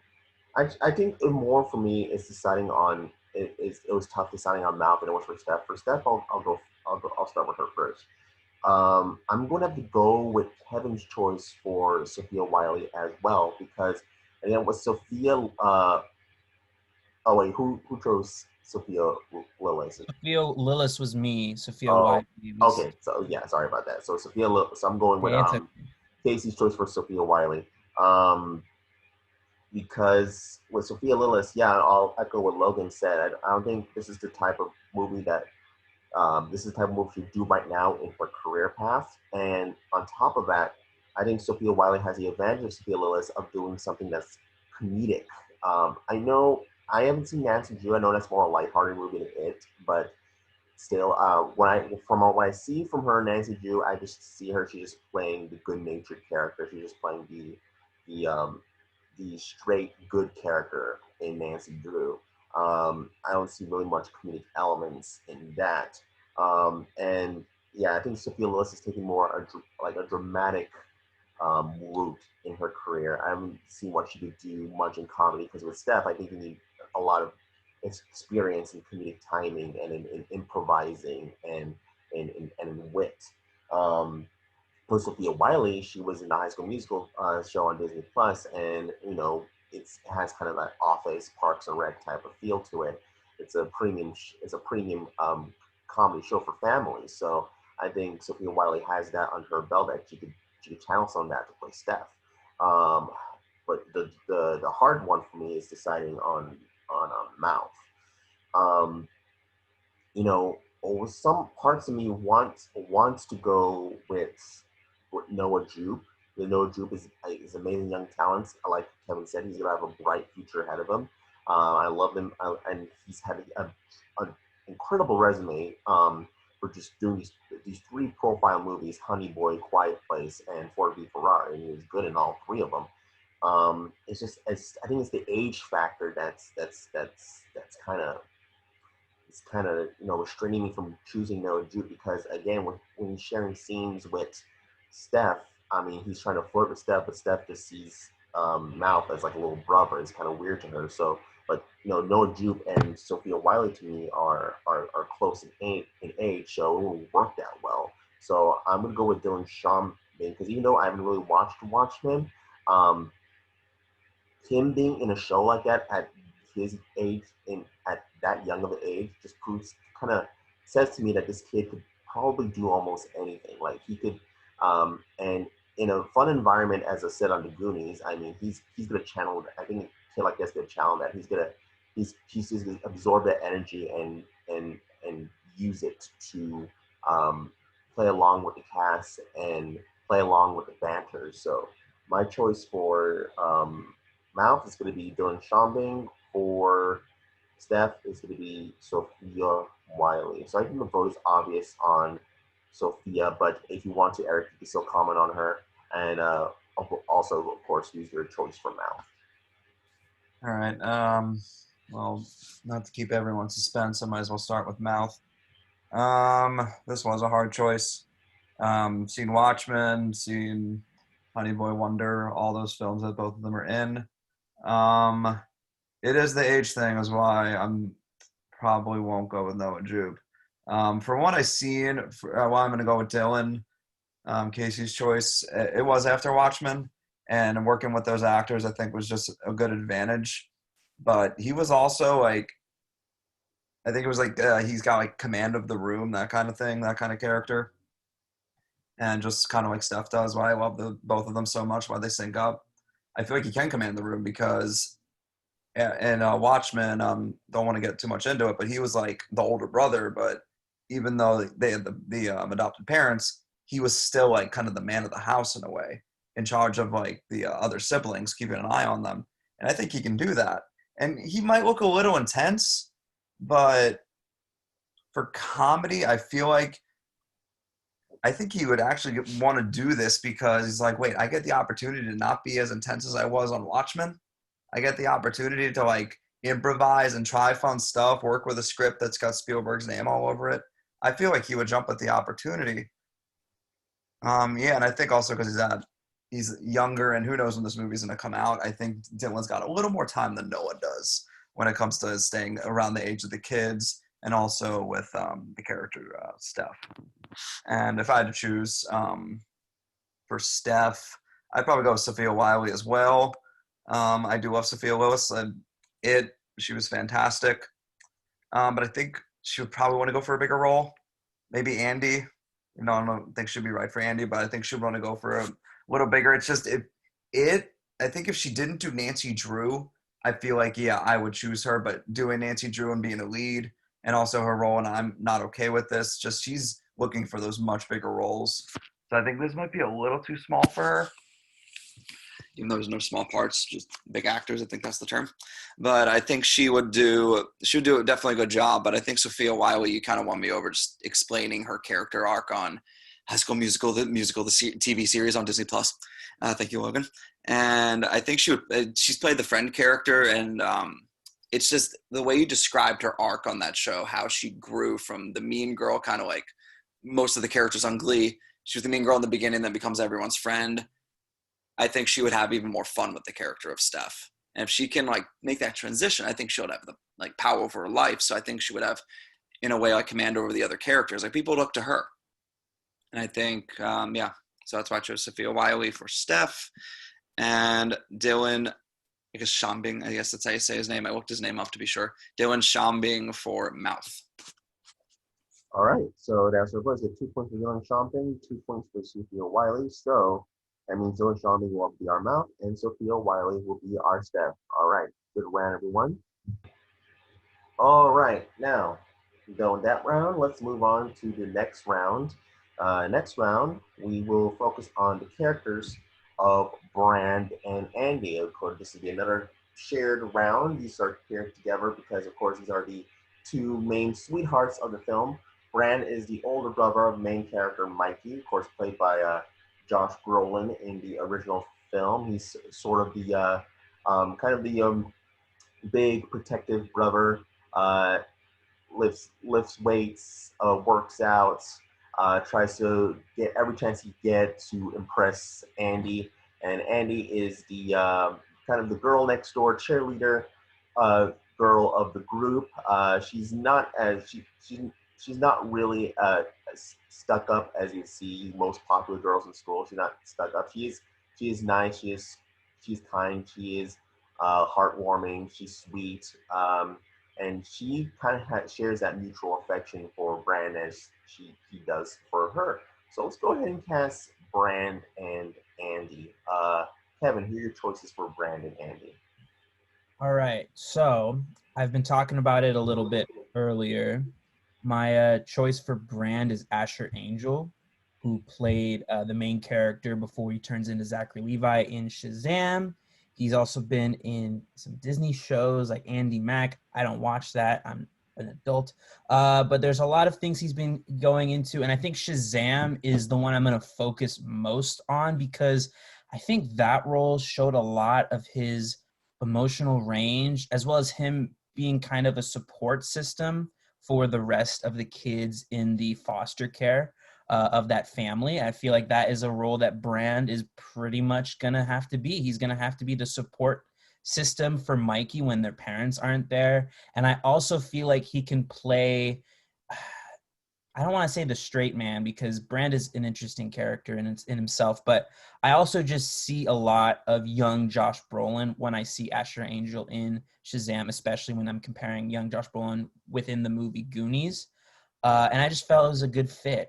For my choice of Andi, I don't know exactly how to pronounce her last name, but I think it's Moner, Isabella Moner. She was, I guess she's most famous for Dora the Explorer, but I'm going to put that to the side. She was in this Netflix movie called Let It Snow. She was also in the Mark Wahlberg film called Instant Family, where ironically enough, she was also in a foster care family. And I think that she can give a lot of layers to the role of Andi that maybe the original actress did not, where I feel like, especially in Let It Snow, if you've ever seen that, her relationship with Shameik Moore, I feel like will be a lot closer to how a 2020 iteration of Brand and Andi is going to be. I feel like she's a lot tougher in her exterior and how she portrays herself in her movies than maybe how Andi would have been portrayed back in the 80s. And I feel like that's a new layer that girls are going to get behind watching this movie. And I feel like it's going to be something that adds a new layer that feels more like it's made in 2020. I think she's a really good actress. If you haven't seen Instant Family or Let It Snow, which is on Netflix, Let It Snow, they're both really good movies. And I think that the two of them, I can see them having good chemistry. They haven't been in any movie together, but yeah, Asher Angel and Isabella Moner. All right. And Kaycee, your choice for Brand and So my choice for Brand is Justice Smith. I just love Justin Smith, and that's my main argument for Justin Smith. But also, I think he's really proven that he can anchor a big blockbuster film. Like he's the star of Detective Pikachu, and he's so good. I love Detective Pikachu, and he's so good in it. He's also in Jurassic World: Fallen Kingdom. He's a little bit older than Brand. Like Brand is a teenager.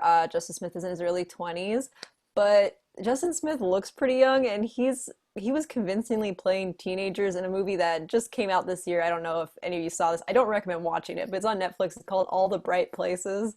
It's with Justin Smith and Elle Fanning. They're both playing teenagers. I didn't like the movie, but he was great at it. He's good, and they're convincingly playing teenagers. I just think he's really great in everything he's in, and I think he would do a great job in this sort of like protector role of playing Brand in the movie. And then for my selection for Andi, I picked another actress from High School Musical, the series. Her name's Olivia Rodrigo. She played Nini in the High School Musical show, and the character, like, it's very much an ensemble show, but Nini is arguably one of the two main characters of the show. She has her two main arcs, which is, becoming one is achieving her dream of being like a star on stage, and then her other story is all about like the romances she has in the show, and then all of the crazy antics that come up around that. And I feel like with Andi in the Goonies, like her main thing, like she has a few things going on, like she's a goody two shoes, and like she's a cheerleader, but her main thing is her pseudo romance with Brand. Olivia Rodrigo is so good in the High School Musical show. She's so funny. She's so sweet. I think she captures the energy of Andi perfectly, and she'd be able to really be able to bring a lot of comedy into the role. And yeah, those are my picks. Okay, Kevin, Kaycee, debate your choices. Real quick, Kevin, could I just, with your pick, are you talking about Isabella? Oh wait. Oh, never mind. She went by. I know he's talking about. Yeah. She changed her name because I couldn't. When I looked her up first, it said she was like a musician, and I was really confused. I know. I think it's weird because on Wikipedia it says she goes by both, and it's not like she's only going by Isabella Merced now. But yeah, I knew her as Monaire, and like up to like a month or two ago, I thought that was her only name. But apparently, recently, we can call her Isabella Merced because I feel like that's a little bit easier to pronounce. But sorry, to get back to what I was going to say, I feel like this has happened with me in a lot of the movies we've been casting where we're casting young actors, which I always have trouble with because the age is such a tight window for specific age groups. But I do feel like my first thing, if we're going to talk about Brand first, Justice Smith is too old. He's 25. I feel like that's a bit over the limit of where I'll go with how old Brand should be. And I feel like Asher Angel is in the perfect range to be an older, late high school, like just failed his driver's license test. Like that's like perfect for what Asher Angel is right now. Like I think he's only 18 right now, same as Isabella Merced. And I just think that as well as his relationship with the Andi we're going to be casting, the Andi that I don't want to mispronounce her name, so let me look at it one more time. What was the name of her again? Sorry. Of your Andi? Merced. Oh, my Andi? Olivia Rodrigo. Olivia Rodrigo is only 17, and I feel like that's a little young, especially if we're going to compare the relationship between the two. But we'll start with Brand. I think Justice Smith, great actor. He's shown some acting chops in Detective Pikachu, along with a lot of other stuff. Jurassic World, which is like my least favorite movie series on the planet, but that's neither here nor there. I think that he is a little too old to play Brand. I don't think he's going to be, as well as the fact that Brand is the jock basically in the movie, and Justice Smith is kind of adorkable in everything he does. And I don't know if he'll be able to bring that. Granted, this is 2020. Brand doesn't have to be a jock. I just feel like it brings a layer to it, especially when you compare him with the other jock character who's like the villain who tries to get Andi to come out of the well. I don't remember his name off the top of my head, but I feel like the character needs to be a little bit more Troy. Yeah, how can I forget that? I think that Justice Smith is one, too old, and another not jockish enough to portray Brand. But I like the choice. Yeah, it is hard to like argue the age. Like physically, he like is too old. Like literally speaking, he's too old. But I think he's still capable of passing for a teenager is the thing. Like the difference with some of these other roles that we're casting the Goonies is they're like supposed to be like young kids, and it's really hard when you're like past 15 or 16 to pass for like an 11, 12, 13-year old. But when you're in like your early 20s, like you can still convincingly pass as like like 17, 18-year-old kid. Right. And I think he would be capable of doing that. Like I mean he is capable of doing that because he was just in a movie about teenagers. Yeah, and it's funny, this is kind of a side note, but ever since I was a kid and even today when I most recently watched The Goonies, I don't know if it's just my brain. I think all of them are teenagers. Is it just me? I feel like I always thought that even like the young kids were like 14-year-olds or something, but that's neither here nor there. We're talking about the kids who are definitely like 17 years old. And yeah, that's really the only thing I can really quibble with, except for the other point I made, which is that I feel like Asher Angel can bring more of the jock element to him. Like just to give a little bit of credence to that, I was choosing between him and KJ Appa, who is Archie in Riverdale. He's a little too old. He's like 22. He's my age, actually. And I think that's a bit going too far. So my big thing, I have to keep saying, I think Justice Smith is past that point. He does have youthful features, though. So that's just a plus for him in life. So. Yeah, I guess my only argument against Asher Angel is I haven't really seen him in much besides Shazam. And I liked him in Shazam, but I guess when you're talking about how he was like the protector of the kids, I guess I just didn't see that much in Shazam because he was constantly trying to get away from the foster home and get away from the other kids. Right. But like he would be a great pick as well. Mm-hmm. And then do you want to get into Andi a little bit? I'd love to hear how much of Isabella Merced have you seen? Because I thought Let It Snow going into it was going to be kind of a dumb movie, but I thought it was really fun, and that was one of my favorite performances of hers. Yeah, I mean, I think she's a good actress. I wish I had known it was her because when I looked it up earlier, I was like looking it up under Isabella Moner, and I thought she was like it had something weird. But no, I think Isabella Merced is a great actress, and I think that she would be a good choice as well. My argument for like Olivia Rodrigo is kind of the same argument as for Sophia Wiley with Stef. It's like I feel like the role of Andi would be a great jumping off point for a more unknown actress. And Olivia Rodrigo she's a Disney girl. Like she was on a show on the Disney Channel and then now she's on the show on Disney Plus. And I think her acting capability goes like way beyond that. And I think that putting her in a big movie like The Goonies would be an excellent launch pad for her. And I know that she's capable of it because she's in this show where she's funny and she's sweet and romantic, and this would be a great role for her to be in. I guess the only really like thing I can say about Isabella Merced is that she already has like these bigger roles under her belt. She had Let It Snow on Netflix. She has Dora the Explorer. I think people already have their eyes on her in a way that they don't necessarily have their eyes on Olivia Rodrigo. But I mean, it's certainly not as much of a detractor as for other characters. Yeah, that's my whole point, is that I think with Stef, I can see that argument a bit more. But for Andi, I feel like with the right actress and with the right direction, Andi could be the female lead where she really isn't that much in Goonies. She could have a more present role. And I feel like that's where Isabella Merced could really shine in it.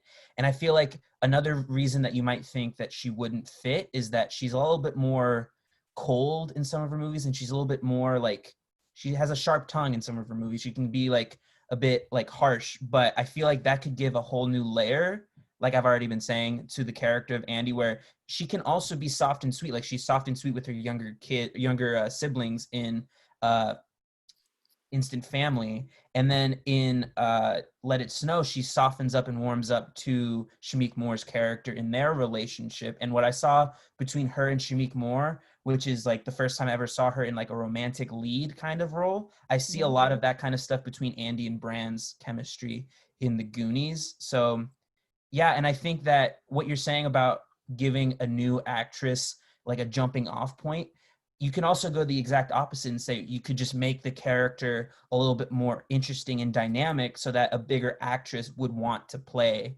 Andi, which is why even though I think Isabella Merced is still up and coming and hasn't really fully made it yet, she does have more roles to establish herself in Hollywood. And I feel like she could really, I think she's one of my favorite picks that I made because I like her as an actress. I want to see her in more things. But granted, I think your choice is really good too.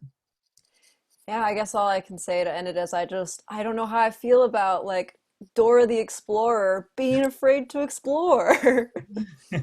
Well, and maybe in this one she won't be as afraid. Maybe that could be a little bit of a subverting of expectations thing. But yeah. But then what would be the impetus for Mikey to make his big like impassioned speech? Well, no, she could still play that is what I'm saying. I'm just saying that she could be a little bit tougher than how they portray her in 1985, which would lend itself to having Isabella Merced in the role. There would have to be some tweaking, but also I think if there wasn't any tweaking and she was still the same character, I think Isabella Merced could still knock it out of the park. So, but that's just me. Okay. Good. Good debating so far and good round. Logan, let's start off with you first. What do you think about these casting decisions? Oh, I mean, this was a good round. I mean, especially like Brand is a hard one. I'll start with him. Like Brand is a hard one to cast because, let's be honest, of everybody in that original Goonies cast, like, yeah, Sean Astin was like the emotional heart of Lord of the Rings, but everybody knows Josh Brolin. So you need someone who's gonna have that kind of star power that can kind of bring to it. And while I liked Kevin's argument about Asher Angel, and I think he would be a good fit to it, honestly, I kept finding myself drawn back to Kaycee's argument for Justice Smith. Like seeing him play a high schooler, like I know we know he can do it. I thoroughly enjoy Detective Pikachu, and you know, while his character in Jurassic World: Fallen Kingdom wasn't my favorite, he was playing it well. Like it was one of those where I could tell that guy just as a person would probably, if I was in that situation, I'd be like, oh, this guy. But the fact that he was playing it well, I was like, okay, I can, you know, I was seeing him in interviews versus that, you know. So yeah, I think for Brand, I would go with Justice Smith. And then as we get into the argument with Andi, Kaycee, I really liked your argument with Olivia Rodrigo with High School, the musical, the show, right? Yeah, it's first smart title, the full title. How she can bounce between doing romance and the crazy antics.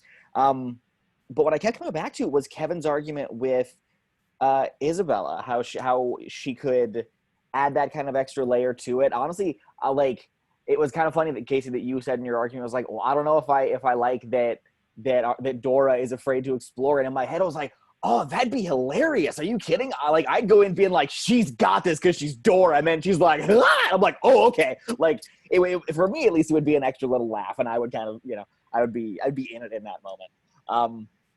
So, yeah, I think, honestly, between the two, I would say Justice Smith for Brand and Isabella Merced for Andi. All right. Yeah, I think as good as these choices are, I like all these. I mean, the only actor actually that I haven't seen much of is Olivia Rodrigo.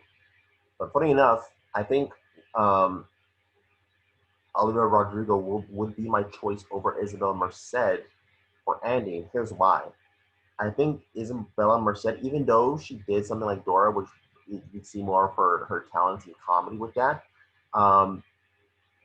the role was it was put. I don't, even though she's quite funny and quite charming in Dora. To me, when I think about Isabella Merced, I think of this. She's more. I think of this. She tends to play characters who are more confident with themselves and who are more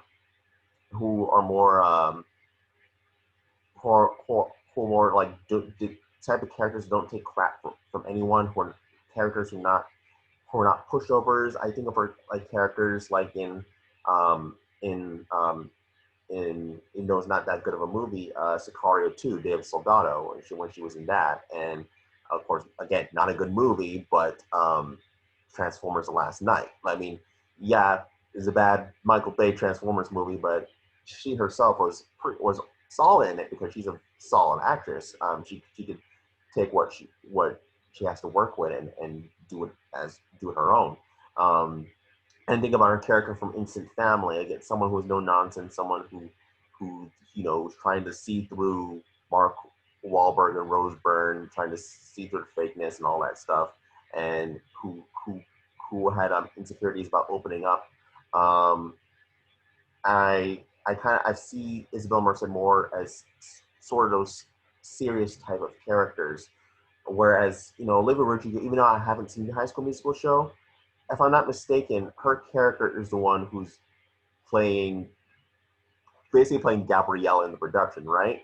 Yeah. So when I think about that, like in that show, she has to play two separate characters. Basically, she's playing a character, one type of girl, but yet she has to, in some scenes, she has to pretend to play Gabriella in other scenes when she's either rehearsing for the stage show or she's actually doing the stage show.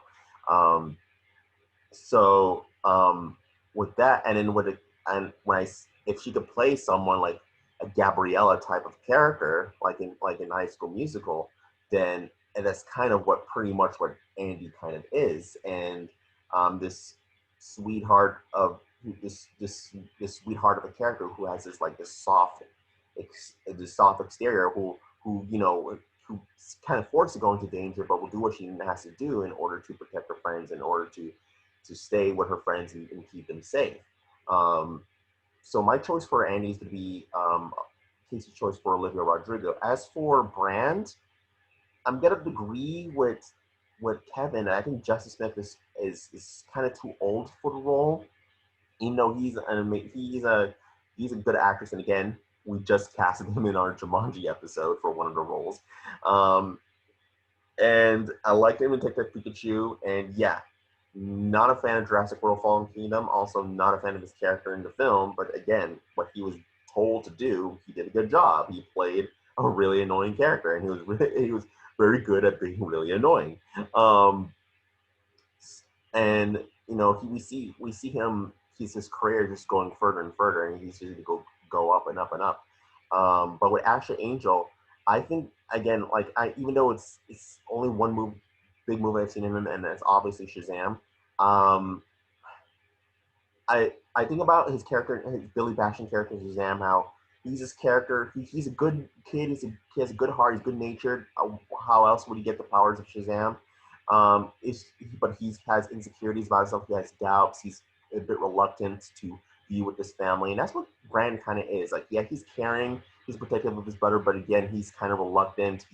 He doesn't want to go too much into danger. He wants to, hold back his brother from going into dangerous things, and I can see Asher Angel kind of playing that type of character. So to make it short, even though I was just rambling, I pick Asher Angel for Brand, and I pick Olivia Rodrigo for Andi. So, Erik, what is your decision? All right. So let's start with Andi. Both great arguments all around. Even though I have not seen High School Musical, the TV series, how many times are we going to say that throughout this entire show? I guess hearing the type of character that she played on that show, and I guess knowing she played two different characters the whole time, and also playing Gabriella, and of course seeing High School Musical definitely helps. I think I guess if you could put the character of Gabriella into the Goonies situation, I think it would be pretty much who Andi is. So yeah, Isabella Merced, she's a great actress, and I think you almost won me over with Let It Snow, with her relationship in that. And I think whoever I choose for a Brand, I feel like that would be perfect for her. But that was one role. It's just all the others she has done, including Dora the Explorer. And yeah, it would be hilarious to see her be afraid of exploring. I'm not going to lie there, Logan. Yeah, she's still up and coming, but you also mentioned she has a sharp tongue. And I feel like she does use that a lot. And they would have to tweak it, but instead of tweaking it for the sake of the actress, you already have an actress who can already play what's on the page. And I think Isabella would do it.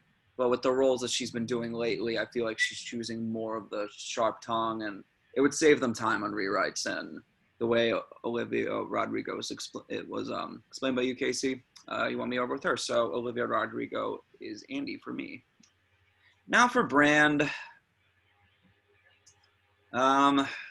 This is definitely a hard one, but I feel like for Justice Smith, when you mentioned 25 years old, it's just, I can only think of Rob Riggle just showing up from 21 Jump Street. It's like, you have exceptional muscle tone on you, man. You look like you're mid-20s for crying out loud. I'm just like, I can't not see that. And Asher Angel, I mean, he didn't get too much time in Shazam. It was Zachary Levi's movie. But with the time we did get with Billy Batson, and especially when he beat up those bullies, that was one of the most satisfying moments of the movie. I can see him like trying to protect others, and maybe he'll play Thanos in maybe 30 years if they do it again. But anything else he's done besides Shazam? I mean, he had the experience of working with Daryl F. Sandberg, and he's very good at working with child actors and being at the age of 18. And I think it was mentioned that Olivia is 17, what, they're a year apart. Oh my God, big deal. But I think they probably would work very well together. And yeah, sorry, Justice, you're a little too old. So Asher, I got to give him the role of Brand. So I can definitely see him as a great older brother, as he was the older brother pretty much to everybody in Shazam. All right, so that's our round. We have Asher Angel as Brand, and we have Olivia Rodrigo as Andi. So good round, everyone. Let's move on to the next round. Let's move on to our main character of the film and the leader of the Goonies. That is Mikey, of course, played by Sean Astin in the original film. Mikey is the kid with the heart of gold. He's the natural-born leader. He influences the other Goonies to go out into the cavern with him and look for the treasure because, as he says, it is their time down there and it's their parents' time up there. They have to do their part, and he's going to lead them into getting that goal to save their neighborhood, to save their little town in Oregon. So let's start with, who did I start with last round? Was it Kaycee? I think I started. Okay, so Kaycee, who's your choice for Mikey? So my choice for Mikey is Roman Griffin Davis, the star of Jojo Rabbit. So for the character of Mikey, you really need an actor who is capable of conveying like a sense of wide-eyed, whimsical excitement and enthusiasm. And Roman Griffin Davis does have that very like sweet, like whimsical energy about him. I think with the character, like, Mikey has to make that, big impassioned speech. It kind of like, I wouldn't, as an adult, like I wouldn't say that I don't feel anything. Like I really admire it, but and when Sean Astin is saying it, but I feel like with Roman Griffin Davis saying it, like that big speech, I would shed a tear as that cute little boy is telling me to like believe and about everything he says there. So that's my pick.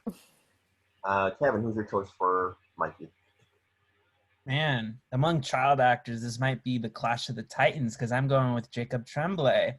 I don't know if this is accurate, but I have to imagine, I bet Curtis could have the stats, but I think Jacob Tremblay might be one of the most often casted people in this series because he has such a bright future. I think I don't even have to name some of his movies, but I will. Room, Wonder. He had a small part in the sequel to The Shining. Forget the name for whatever reason now. He is in so many things, and Smurfs 2. Oh yeah, he is in Smurfs 2 as well. But basically, Dr. Sleep is the movie I was looking for. Jacob Tremblay is a commanding presence at such a young age, and Kaycee mentioned how Mikey has to be bright-eyed and bushy-tailed and very much looking for adventure. Jacob Tremblay can bring that, but I also think more so maybe than Roman Griffin Davis, he is a leader in a lot of his movies. In Good Boys, he's the leader of the trio, and I feel like in a lot, if not all of the movies I've seen him in, the one character trait I can say for all of his characters is brave. In every single one of his roles, he's very courageous at such a young age, and I feel like he can really lead people, and he can lead people into the cave to find the shiny stuff, find all the treasure. And yeah, I think in some cases there's like perfect ideal casting. I think that is Jacob Tremblay for this role. So that's my pick. All right, can't wait to see how this turns out. Kaycee, Kevin, debate your choices. All This right. really, or sorry. I was No, gonna say, no, all I'll say is this is really the battle between who's your favorite little blonde child. Like, That's funny. I think, okay, so already been established in this video. I have not seen the movie that Roman Griffin Davis is most famous for, Jojo Rabbit. But I can have a counter argument, and that is Roman Griffin Davis, it's just one movie. I think you got a proven quantity more so than Roman when you get Jacob Tremblay. He's been in so many things at such a young age. He's only 13 or 14, I believe. And I think that's the perfect age to cast Mikey. And I think that the character traits that he exhibits in pretty much all of his movies since Room, since his real big break, all of them display a courageous sense to them, but also a sense of wonder and imagination, probably because he's mostly playing young children, obviously.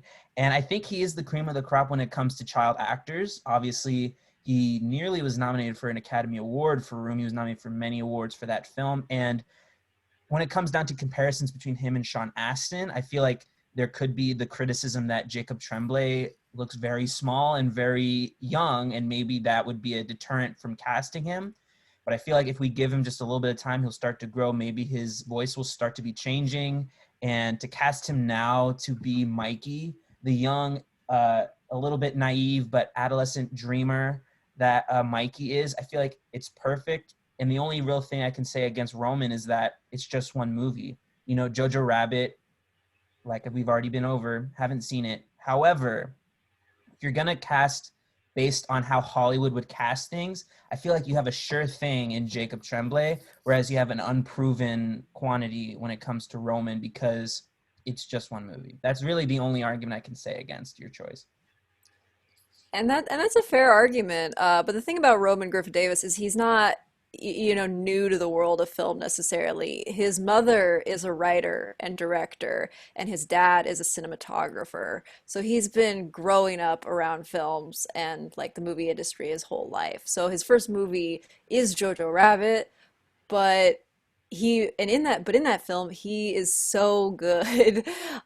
He is just such like he is the heart and soul of the film. Like he's the main character, but you just feel everything with him. Like he has that emotion.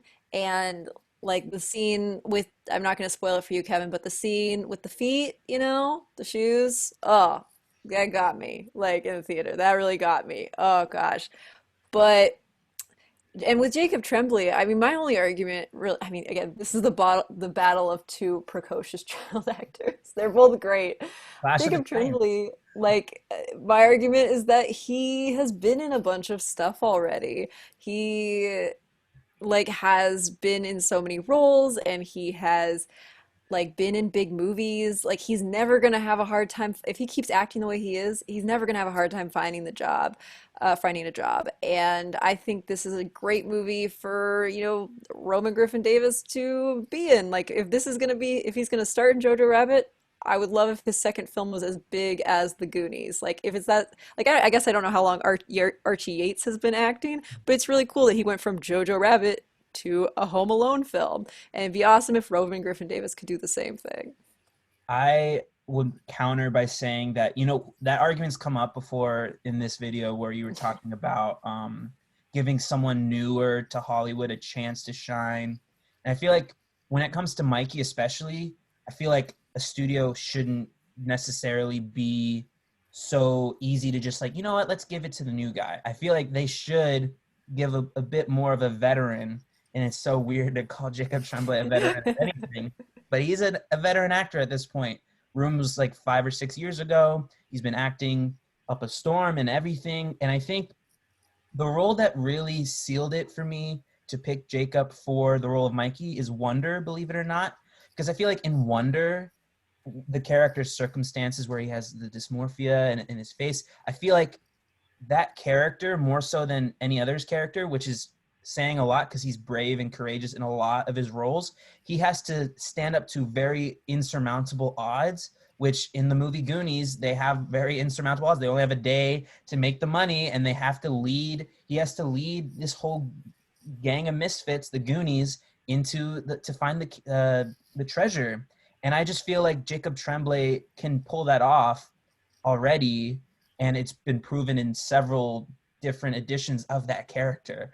And I feel like it's ideal casting, and he's not going to have trouble finding roles in Hollywood going forward. You're correct. But I also think that Mikey in the Goonies, assuming that this movie is an original movie in 2020 and that nobody knows what the original movie was because it doesn't exist, I feel like it would entice him enough.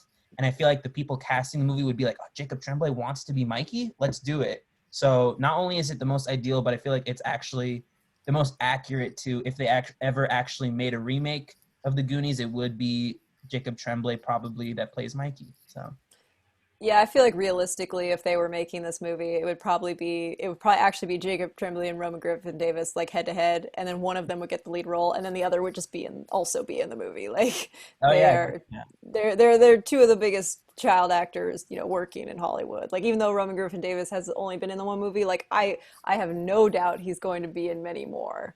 And that's the thing with him is I don't think, like, if they cast him, I don't think they're taking a chance. Like, yeah, he's only been in one movie, but he was so good in that, I don't think they would really feel like they were risking anything by casting him. True. Yeah. And the only other thing I could say to that is that Jojo Rabbit, while it was a critical darling and it made the rounds in awards all over, I also don't feel like it was the movie that made the biggest splash at the box office necessarily. And I don't feel like the most amount of people in the world have seen it, as evidence that I haven't seen it. I'm just kidding. But my whole point is that Jacob Tremblay being a recognizable face among the child stars, where maybe some of the other ones, newcomers to movies and TV shows, aren't going to recognize all of them knowing who Jacob Tremblay is could be a very important thing to the success and the chemistry. Like I've already been mentioning, some of the people we've casted have been in things with Jacob Tremblay before. And yeah, I'm basically saying the same things over and over again. But I really think Jacob Tremblay is a good choice. And This is a really tough one to argue. I know, it is. Like I said at the start, this is the clash. This is really tough. All right, good rounds, everyone. This is a difficult choice. Logan, are you ready to make your decision, or do you need more time? Yeah, I can be ready. Honestly, I like the arguments all around. I mean, both are very good choices. I do think that Jacob Tremblay has proven time and time again that he can be a good leader for a group with stuff like, Good Boys. He can be brave and full of wonderment and imagination. But the thing that I kept circling back to was, Kevin, you kept being like, well, he's a veteran in business. He's a veteran in the business. And we all think of Sean Astin as a veteran in the business with what he is now. But I did a little look back at his IMDb while the argument was going on, and he had done 2 minor roles on a TV show prior to starring in Goonies. So for me, as soon as I saw that, a lot of the argument of Tremblay being a veteran is like kind of went out the window, and it was really just on the argument and the performances and such.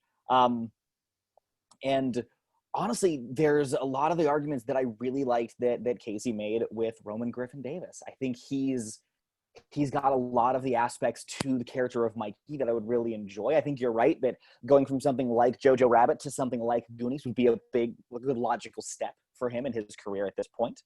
So yeah, I think if I had to choose at this point, I would go with Kaycee's choice of Roman Griffin Davis. Yeah, this one was tough for me because I was going back and forth between Jacob Tremblay and Roman Griffin Davis because, again, these are both good choices. I mean, at one point, I think I was leaning towards Jacob Tremblay because I just think, to me, more because the fact that he's a little bit older than Roman Griffin Davis, I think he has more of a stature of being the leader of the group, being being the one who you can see who is the one who wants to start this adventure. But I mean, what Logan said, I mean, it doesn't matter how much experience. I mean, it doesn't matter how much experience you have in acting, but it doesn't matter like how big of a name you are at this point, especially since this movie was never made yet. This is not a remake or reboot of the Goonies. It's not an established it's not an established franchise in our alternate universe. I mean, if it was like our world where Goonies is already established, and yeah, I can see them. Yeah, Jacob Tremblay is going to be lead because he's a name that most people know, and this is the name of a franchise that most people know. So people will go to the box office by droves. But if this is going to be a new movie, it'll be a lot more interesting to see Roman Griffith Davis take the lead because we just saw him Jojo Rabbit, and now he's going to be this new original in quotation marks, this is our alternate universe, this new original film. And we get to see his career even expand more. And I think, even though he was just in one movie, Jojo Rabbit, he was the main center of that movie. He was the lead. He was pretty much the lead in that film. Like most of the screen time was on him. I mean, I don't think there's any, I can't think of any other scenes other than the scenes between Scarlett Johansson and Thomasin McKenzie that weren't focused on Roman Griffith Davis. He was in 95% of that film. I think with that alone, he has enough experience on that belt to lead a movie like this. And like Kaycee was saying, like I think out of all the kids we've cast so far, I think he might be not the youngest, but in size matter, I think he pretty much looked like he'd be the smallest kid in that cast, alongside, of course, what's his name, who we casted as Dylan Schomburg, who, as I've seen the pictures of him, he looks really small, but again, kind of tense for a kid his age, but we casted them anyway. But alongside Dylan, he might be one of the smallest kids in the cast, but that can be more inspiring as seeing him, the kid so small and that young, being the leader, being the one making that big emotional speech in the middle of the movie to encourage other kids to go on this adventure with him and continue looking for the treasure, even though they look like they might have reached a dead end. So for me, I'm going to also choose Roman Griffith Davis. I think the choice is pretty much obvious on this, but Erik, I still want to hear your thoughts. It always comes down to these two. Even when we did ET, it was still when we did ET. Even then, I'm like, I think we chose Roman Griffith Davis for that one too. Yeah. But I was leaning toward Jacob Tremblay for a while. It's just Roman for working with Taika Waititi and just being in that movie, leading the film. I feel like there could be even a lot more to him than that. Because I mean, he was working with like actors that probably taught him so much, but Jacob Tremblay's been in those shoes as well. So you're just like, it's always these two. But I mean, if I had to choose, I mean, I probably would go with Roman Griffith Davis as well, because he really just is that good in Jojo Rabbit. But it's kind of his character arc in that movie, spoiler free, as he grows as a character. I feel like who he is in the beginning, he kind of becomes who he really should be, like by the end of the film. And just seeing that growth, and everyone, like, he's just a likable kid. Everyone, people, besides those bullies in the movie, a lot of people do like him. He's a very likable little kid, and I could see him, everyone kind of gathering around him. The thing is, Jacob Tremblay, it's the same thing. I could see the same thing, and I'm like, but it was picturing him with his brother Brand, and that was kind of where Roman kind of grew on a little bit. I see him as that little brother. Jacob, I don't know. The two of them, they would kind of be bickering brothers, but I kind of would see Asher. I almost said Asher Williams. Can't help it. All American. Asher Angel. Yeah, I can see him being like a little bit more of like a towering presence to Roman. So I just see that the older little brother aspect, I think, would work a little better. So yeah, Roman. Okay, so our Mikey is going to be Roman Griffith Davis. All right, now one last round. We got to get going to, so let's not waste any time. Is going to be simply our director. Now, the original movie was, of course, directed by the famous and legendary Richard Donner. But Richard Donner, I don't know if he's still working. I know he's still alive, but I don't know if he's still working that much. So I don't know if he's pretty up there in age. I don't know if he's had the energy to direct a bunch of kids in a adventure movie now. I mean, it was kind of rough on him the first part. He it was troubling for him the first time around. But so let's choose our new director. Kevin, who's your choice for the director of this version of the Goonies?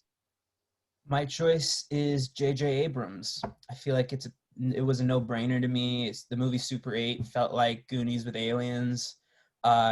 J.J. Abrams has he started to like really find his niche with science fiction, but I feel like he could direct any genre. I don't think it has to be a science fiction film. This film is more of a standard adventure flick, and I feel like, especially with his experience from Super 8 working with children, he could do the adventurous aspects of it and the childlike wonder very well.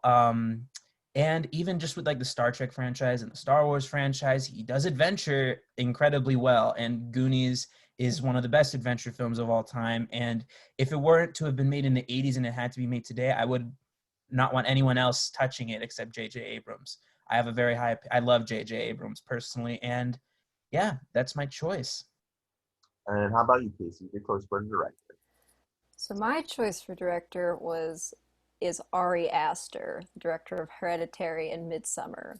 So there are so many moments in the Goonies where I feel like the potential for horror is not fully realized. And I think that Ari Aster could take the creepier moments to that next level of creepiness. Like when Jake is hanging in the prison cell, that could be more unnerving. When Sloth is first introduced, that could be more unsettling. Anytime there's like a skeleton, like that could be creepier. And I really want to see all of this stuff through Ari Aster's eyes. And the thing about Ari Aster's films is they aren't just like scary and that's it. They're also very emotional. They're like emotional horror films. And the emotions in the Goonies are very different from the emotions being portrayed in Hereditary and Midsummer, but they're still genuine emotions. Ari Aster is very good at directing genuine emotion. He handles all that really well. And I think he's at this perfect point in his career where if he wants to like transition to making bigger movies that are maybe with a studio, this is the perfect transition film for him because it has those horror elements, but it also has a lot of elements of mainstream appeal that he could marry his style with that, and just be the perfect transition for him in his career. And I think he's worked with children before. That performance he got out of that little girl in Hereditary. Imagine what he could do with a whole cast of kids. That's my pick. All right. This will be an interesting conversation. Kaycee, Kevin, debate your choices. All right. Very different directors, these two. Very different. I would say my big criticism of Ari Aster being the Goonies director is that while we've talked about it in other rounds where like there's a creepy factor in certain elements, I feel like it's gotten a little overblown because I never felt scared watching the Goonies. I always felt enthralled and like begging for adventure. And I feel like if Ari Aster took it the Ari Aster direction, it would just feel a completely different movie, and like not in the best way, in my opinion. Whereas I think J.J. Abrams, especially in Super 8, which I think is one of the most underrated movies, he has an ominousness. He has an ominous factor in a lot of the scenes, especially in the beginning when they're not sure what's going on and the train derails and all that stuff. And I feel like he could really perfectly match and even exceed what Richard Donner was able to do with the Goonies. Personally, I also think that if the Goonies were to be made today and we were wanting it to be a big movie, if Ari Aster directed it, then it would all just be kind of a risk because he's only done two things outside of the studio system, and the Goonies in this world we're creating is going to be a wholly original, non-based off any 1985 classic like the real life thing. And if we wanted it to be I don't want to say like just based off of how successful it would be if J.J. Abrams did it. It would be, though, because a lot of people love J.J. Abrams. And I just feel like he can bring a lot of the original charm and as well as match what you're referencing with some of the creepiness. I feel like it's more of a fun factor rather than going towards horror. Like I don't think of horror at all when I think of the Goonies, but maybe you think differently. I don't know. I think the thing with J.J. Abrams is if this were the 1980s and he was directing it, he would direct a perfect Goonies, for the 1980s. I think he'd do a great job. But this is like 2020 and people want different things out of their films now. And I think that I'm not saying that the script is any different. I still would picture this with like a heartfelt ending. That's why I'm talking about this being like more of a transition piece for Ari Aster. But I think he would make just imagery in the film that is much more striking than what J.J. Abrams would be able to bring. Like, I want to be able to feel what the kids are feeling when they're in these situations, like seeing the skeletons and things like that. I want to be able to be afraid with them. And when I'm watching it, I'm just, having fun. Like, it's a fun movie and I enjoy it, but I don't know if that's what people necessarily want anymore out of their films. And I think Ari Aster would I just think he would make film it in a way that I would stick with me for a long time. Right. Well, to counter a couple of the things you said, where today we want something different, nostalgia is still a big thing today. Everyone loves their 80s and 90s nostalgia. People are clamoring for these reboots. This isn't a reboot, I know, but if this movie were still the exact same script and it were set in 1985, I think it would be even more successful if it was set today, which would lend a little bit more to the J.J. Abrams side because he's done period pieces. I guess Super 8 was back in the 50s or 60s. And I also think that with Ari Aster, I see him as the modern day, the next John Carpenter or the next Wes Craven. I don't see him as the next Spielberg. Super 8 was in the late 70s, you're correct. I don't see him as the next Spielberg or Richard Donner or George Lucas. I guess that's a completely different thing with George Lucas. But I just feel like J.J. Abrams fits this mold, and not in a bad way, because I really love J.J. Abrams' adventure films. I think that both of the Star Trek movies he did were great, even the second one, which kind of gets a little bit maligned by film fans. And I love Super 8. I have to keep giving this point, which is that Super 8 feels a lot like the Goonies, where if you were to make the Goonies as a wholly original, non-existent in the past movie, people would be like, oh, it's a spiritual successor to Super 8, because in reality, Super 8 was his spiritual successor to the Goonies in a way.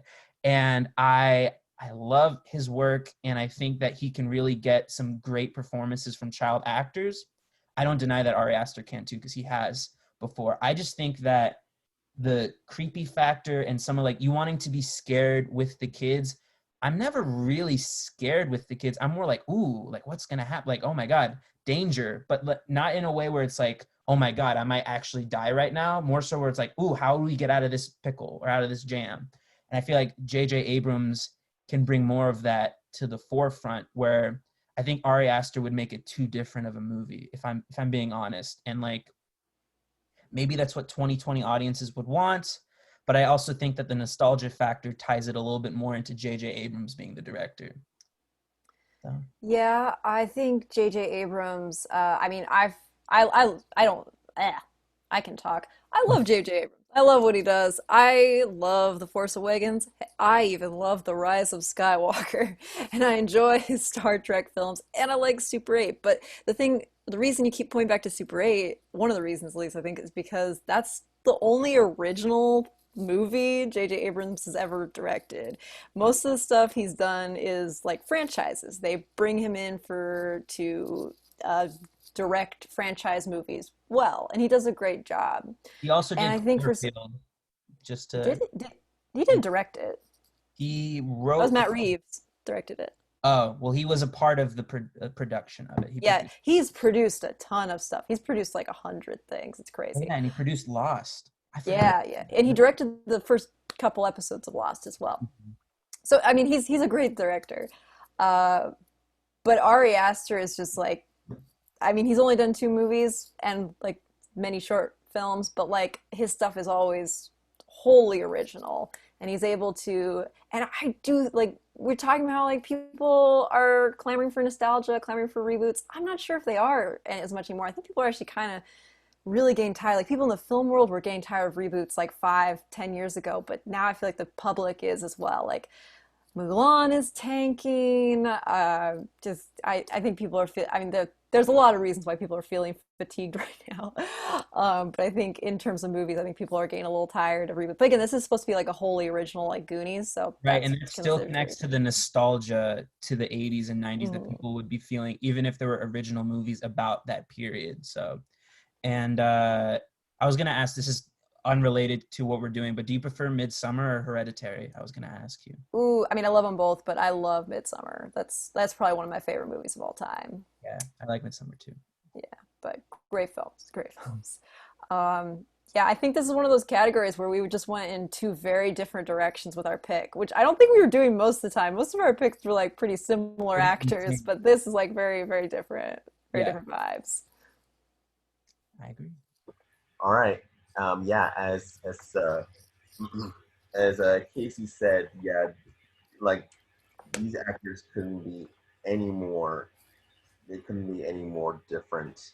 I mean, not actors, directors. These directors couldn't be any more different from each other. Wow. This was. I think before I start, I think I'll ask. I'll ask Erik if he's ready to go. Erik? Yeah, this was very, very hard. Great arguments, especially about both directors, and it's very refreshing to see 2 completely different directors.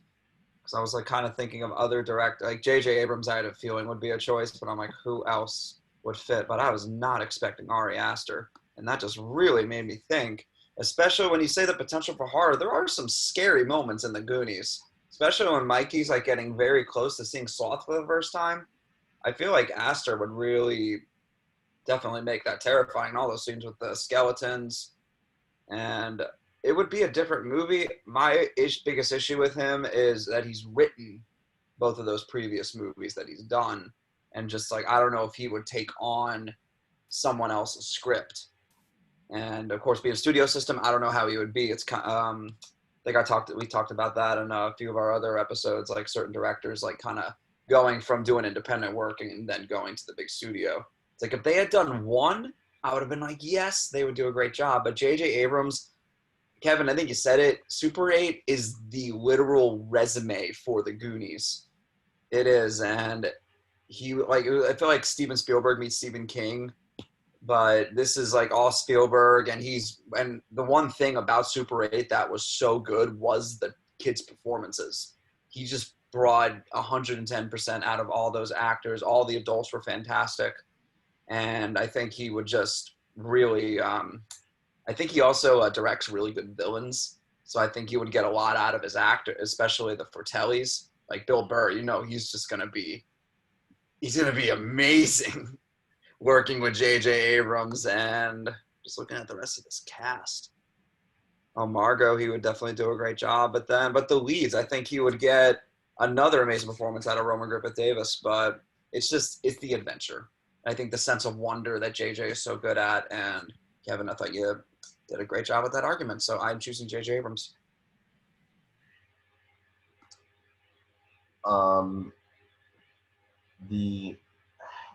This is I've kind of when I saw you pick these choices on I kind of had issues with them because starting with obviously Ari Aster, this is a completely different film than what Ari Aster is used to, and I was like, Kaycee, I love Ari Aster. I mean, I'm a bigger fan of Hereditary than Midsommar. I like fine, And just a lot of moments were kind of iffy to me. But Hereditary is simply it's a modern horror classic, and I like his work. But it's very different from what Goonies is. Like Kaycee has really got to convince me that he could do Goonies. And with J.J. Abrams, J.J. Abrams, I've kind of been disenchanted with J.J. Abrams recently because, of course, Rise of Skywalker, opinions are opinions, but if we talk about that, we could be here all day. And to me, he's the type of director who's not good at. I always brought up the issues with him that he's not really good at finishing things. He's good at starting things, but he's not good at finishing them. And to me, most of the things he does is that he directs is mostly franchises. Yeah, you could say that Super 8 is sort of original, but it's still a combination of other things from the past, like Goonies and E.T. and Close Encounters. It's still those type of movies. I haven't really seen J.J. Abrams direct anything really, truly, purely original that hasn't been inspired or adapted from anything. And he's done mostly, Star Trek, Mission Impossible 3, the 2 Star Wars sequels. But you know what? With our alternate universe, if Goonies wasn't made today, Goonies would be considered an original movie. It's not in this world. It's not based off anything, and it's a one-shot film. This could benefit J.J. Abrams greatly because this is a one-shot movie. There's no sequels. I mean, okay, with studios today, if anything's successful, of course, they're gonna make a sequel. But we'll pretend that Goonies is just a one-off thing, and it's not based on anything before. So I would be interested to see what J.J. Abrams could do with that. I'm just with Ari Aster. I can't see him. I can't see him doing this. I can't see him doing this type of movie. I think it just is just way different from what he's used to. And like Erik said, like he usually writes his own stuff. I don't know how Ari Aster would do with someone else's script. If Chris Columbus still wrote the script or something. So my choice, it's an odd choice for me still. I'm going J.J. Abrams. Erik, who did you choose again? JJ. JJ? Okay, so means that obvious vote would be JJ. But Logan, I still want to hear your thoughts. Honestly, my thoughts are kind of mirroring what's been said when it comes to Goonies. Like, while I do agree with Kaycee that there are spooky moments in the Goonies, and there are, like, you go back and rewatch it, there are a lot of elements to it that are a lot freakier than you kind of remember when you first watch it. But at the end of the day, Goonies is still supposed to be this kind of family-friendly adventure. And while J.J. Abrams mostly does franchise stuff, the one thing that I think he has kind of marketed as his thing is he markets in 80s nostalgia. He makes movies that feel like the feel-good movies of the 80s. And a lot of his stuff feel that way, whether it's like big bombastic sci-fi adventures like Star Trek or stuff like Super 8. So yeah, between the two, like, while I enjoy Ari Aster's work, like, the idea of Ari Aster doing Goonies really has me spending a lot more mental time with the Fratellis than I am comfortable with. And someone's hand is going in that blender, and I don't think that's where we necessarily want this Goonies to potentially go. So between those two choices, yeah, I would have gone with J.J. Abrams. All right, so that means our director will be J.J. Abrams, and with that, our full list of cast members and director has officially been chosen for 2020 Goonies. Let's run them down real quick. Playing Fratellis, Jake Fratelli is Armie Hammer. Francis Fratelli is Bill Burr. Mama Fratelli is Margot Martindale. Data is Ian Chen.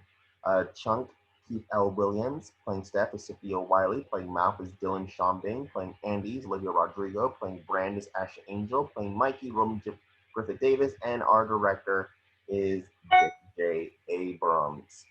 Before we sign off, real quick, Erik, what do you think about the cast that we set up today?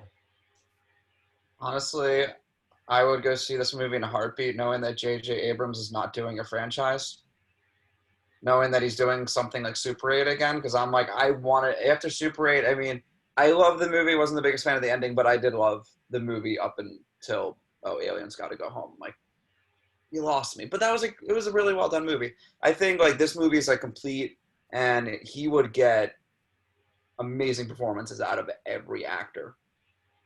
Like honestly.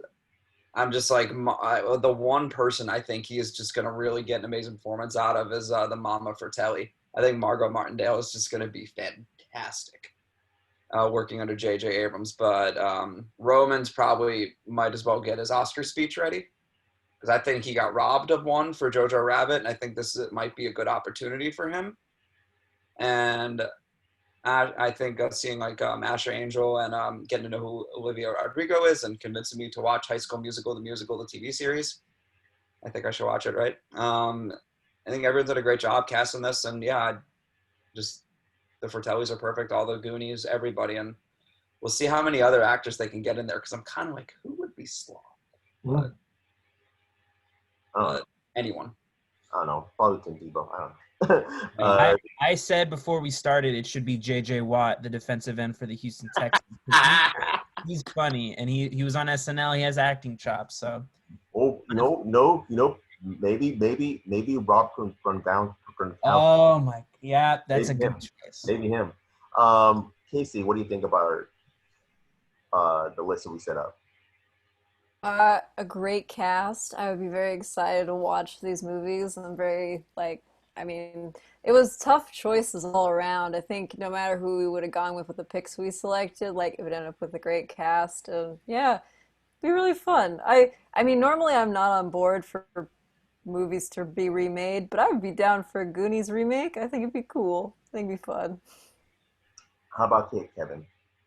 I think it was a great cast we assembled. I think me and Kaycee, like the entire way through, we both picked phenomenal choices. So whatever combination of all of them we got together would be a great film. I like Roman Griffin Davis, his potential, even though I haven't seen Jojo Rabbit. Like you guys all want to crucify me right now, but I think that this movie would be very fun, especially with J.J. Abrams, like Erik said, directing an original movie that's not a part of a franchise. And I'm really excited to see Asher Angel and more stuff. And the entire cast of kids is phenomenal. I'm really stoked. And Logan, what are your thoughts on what we did today?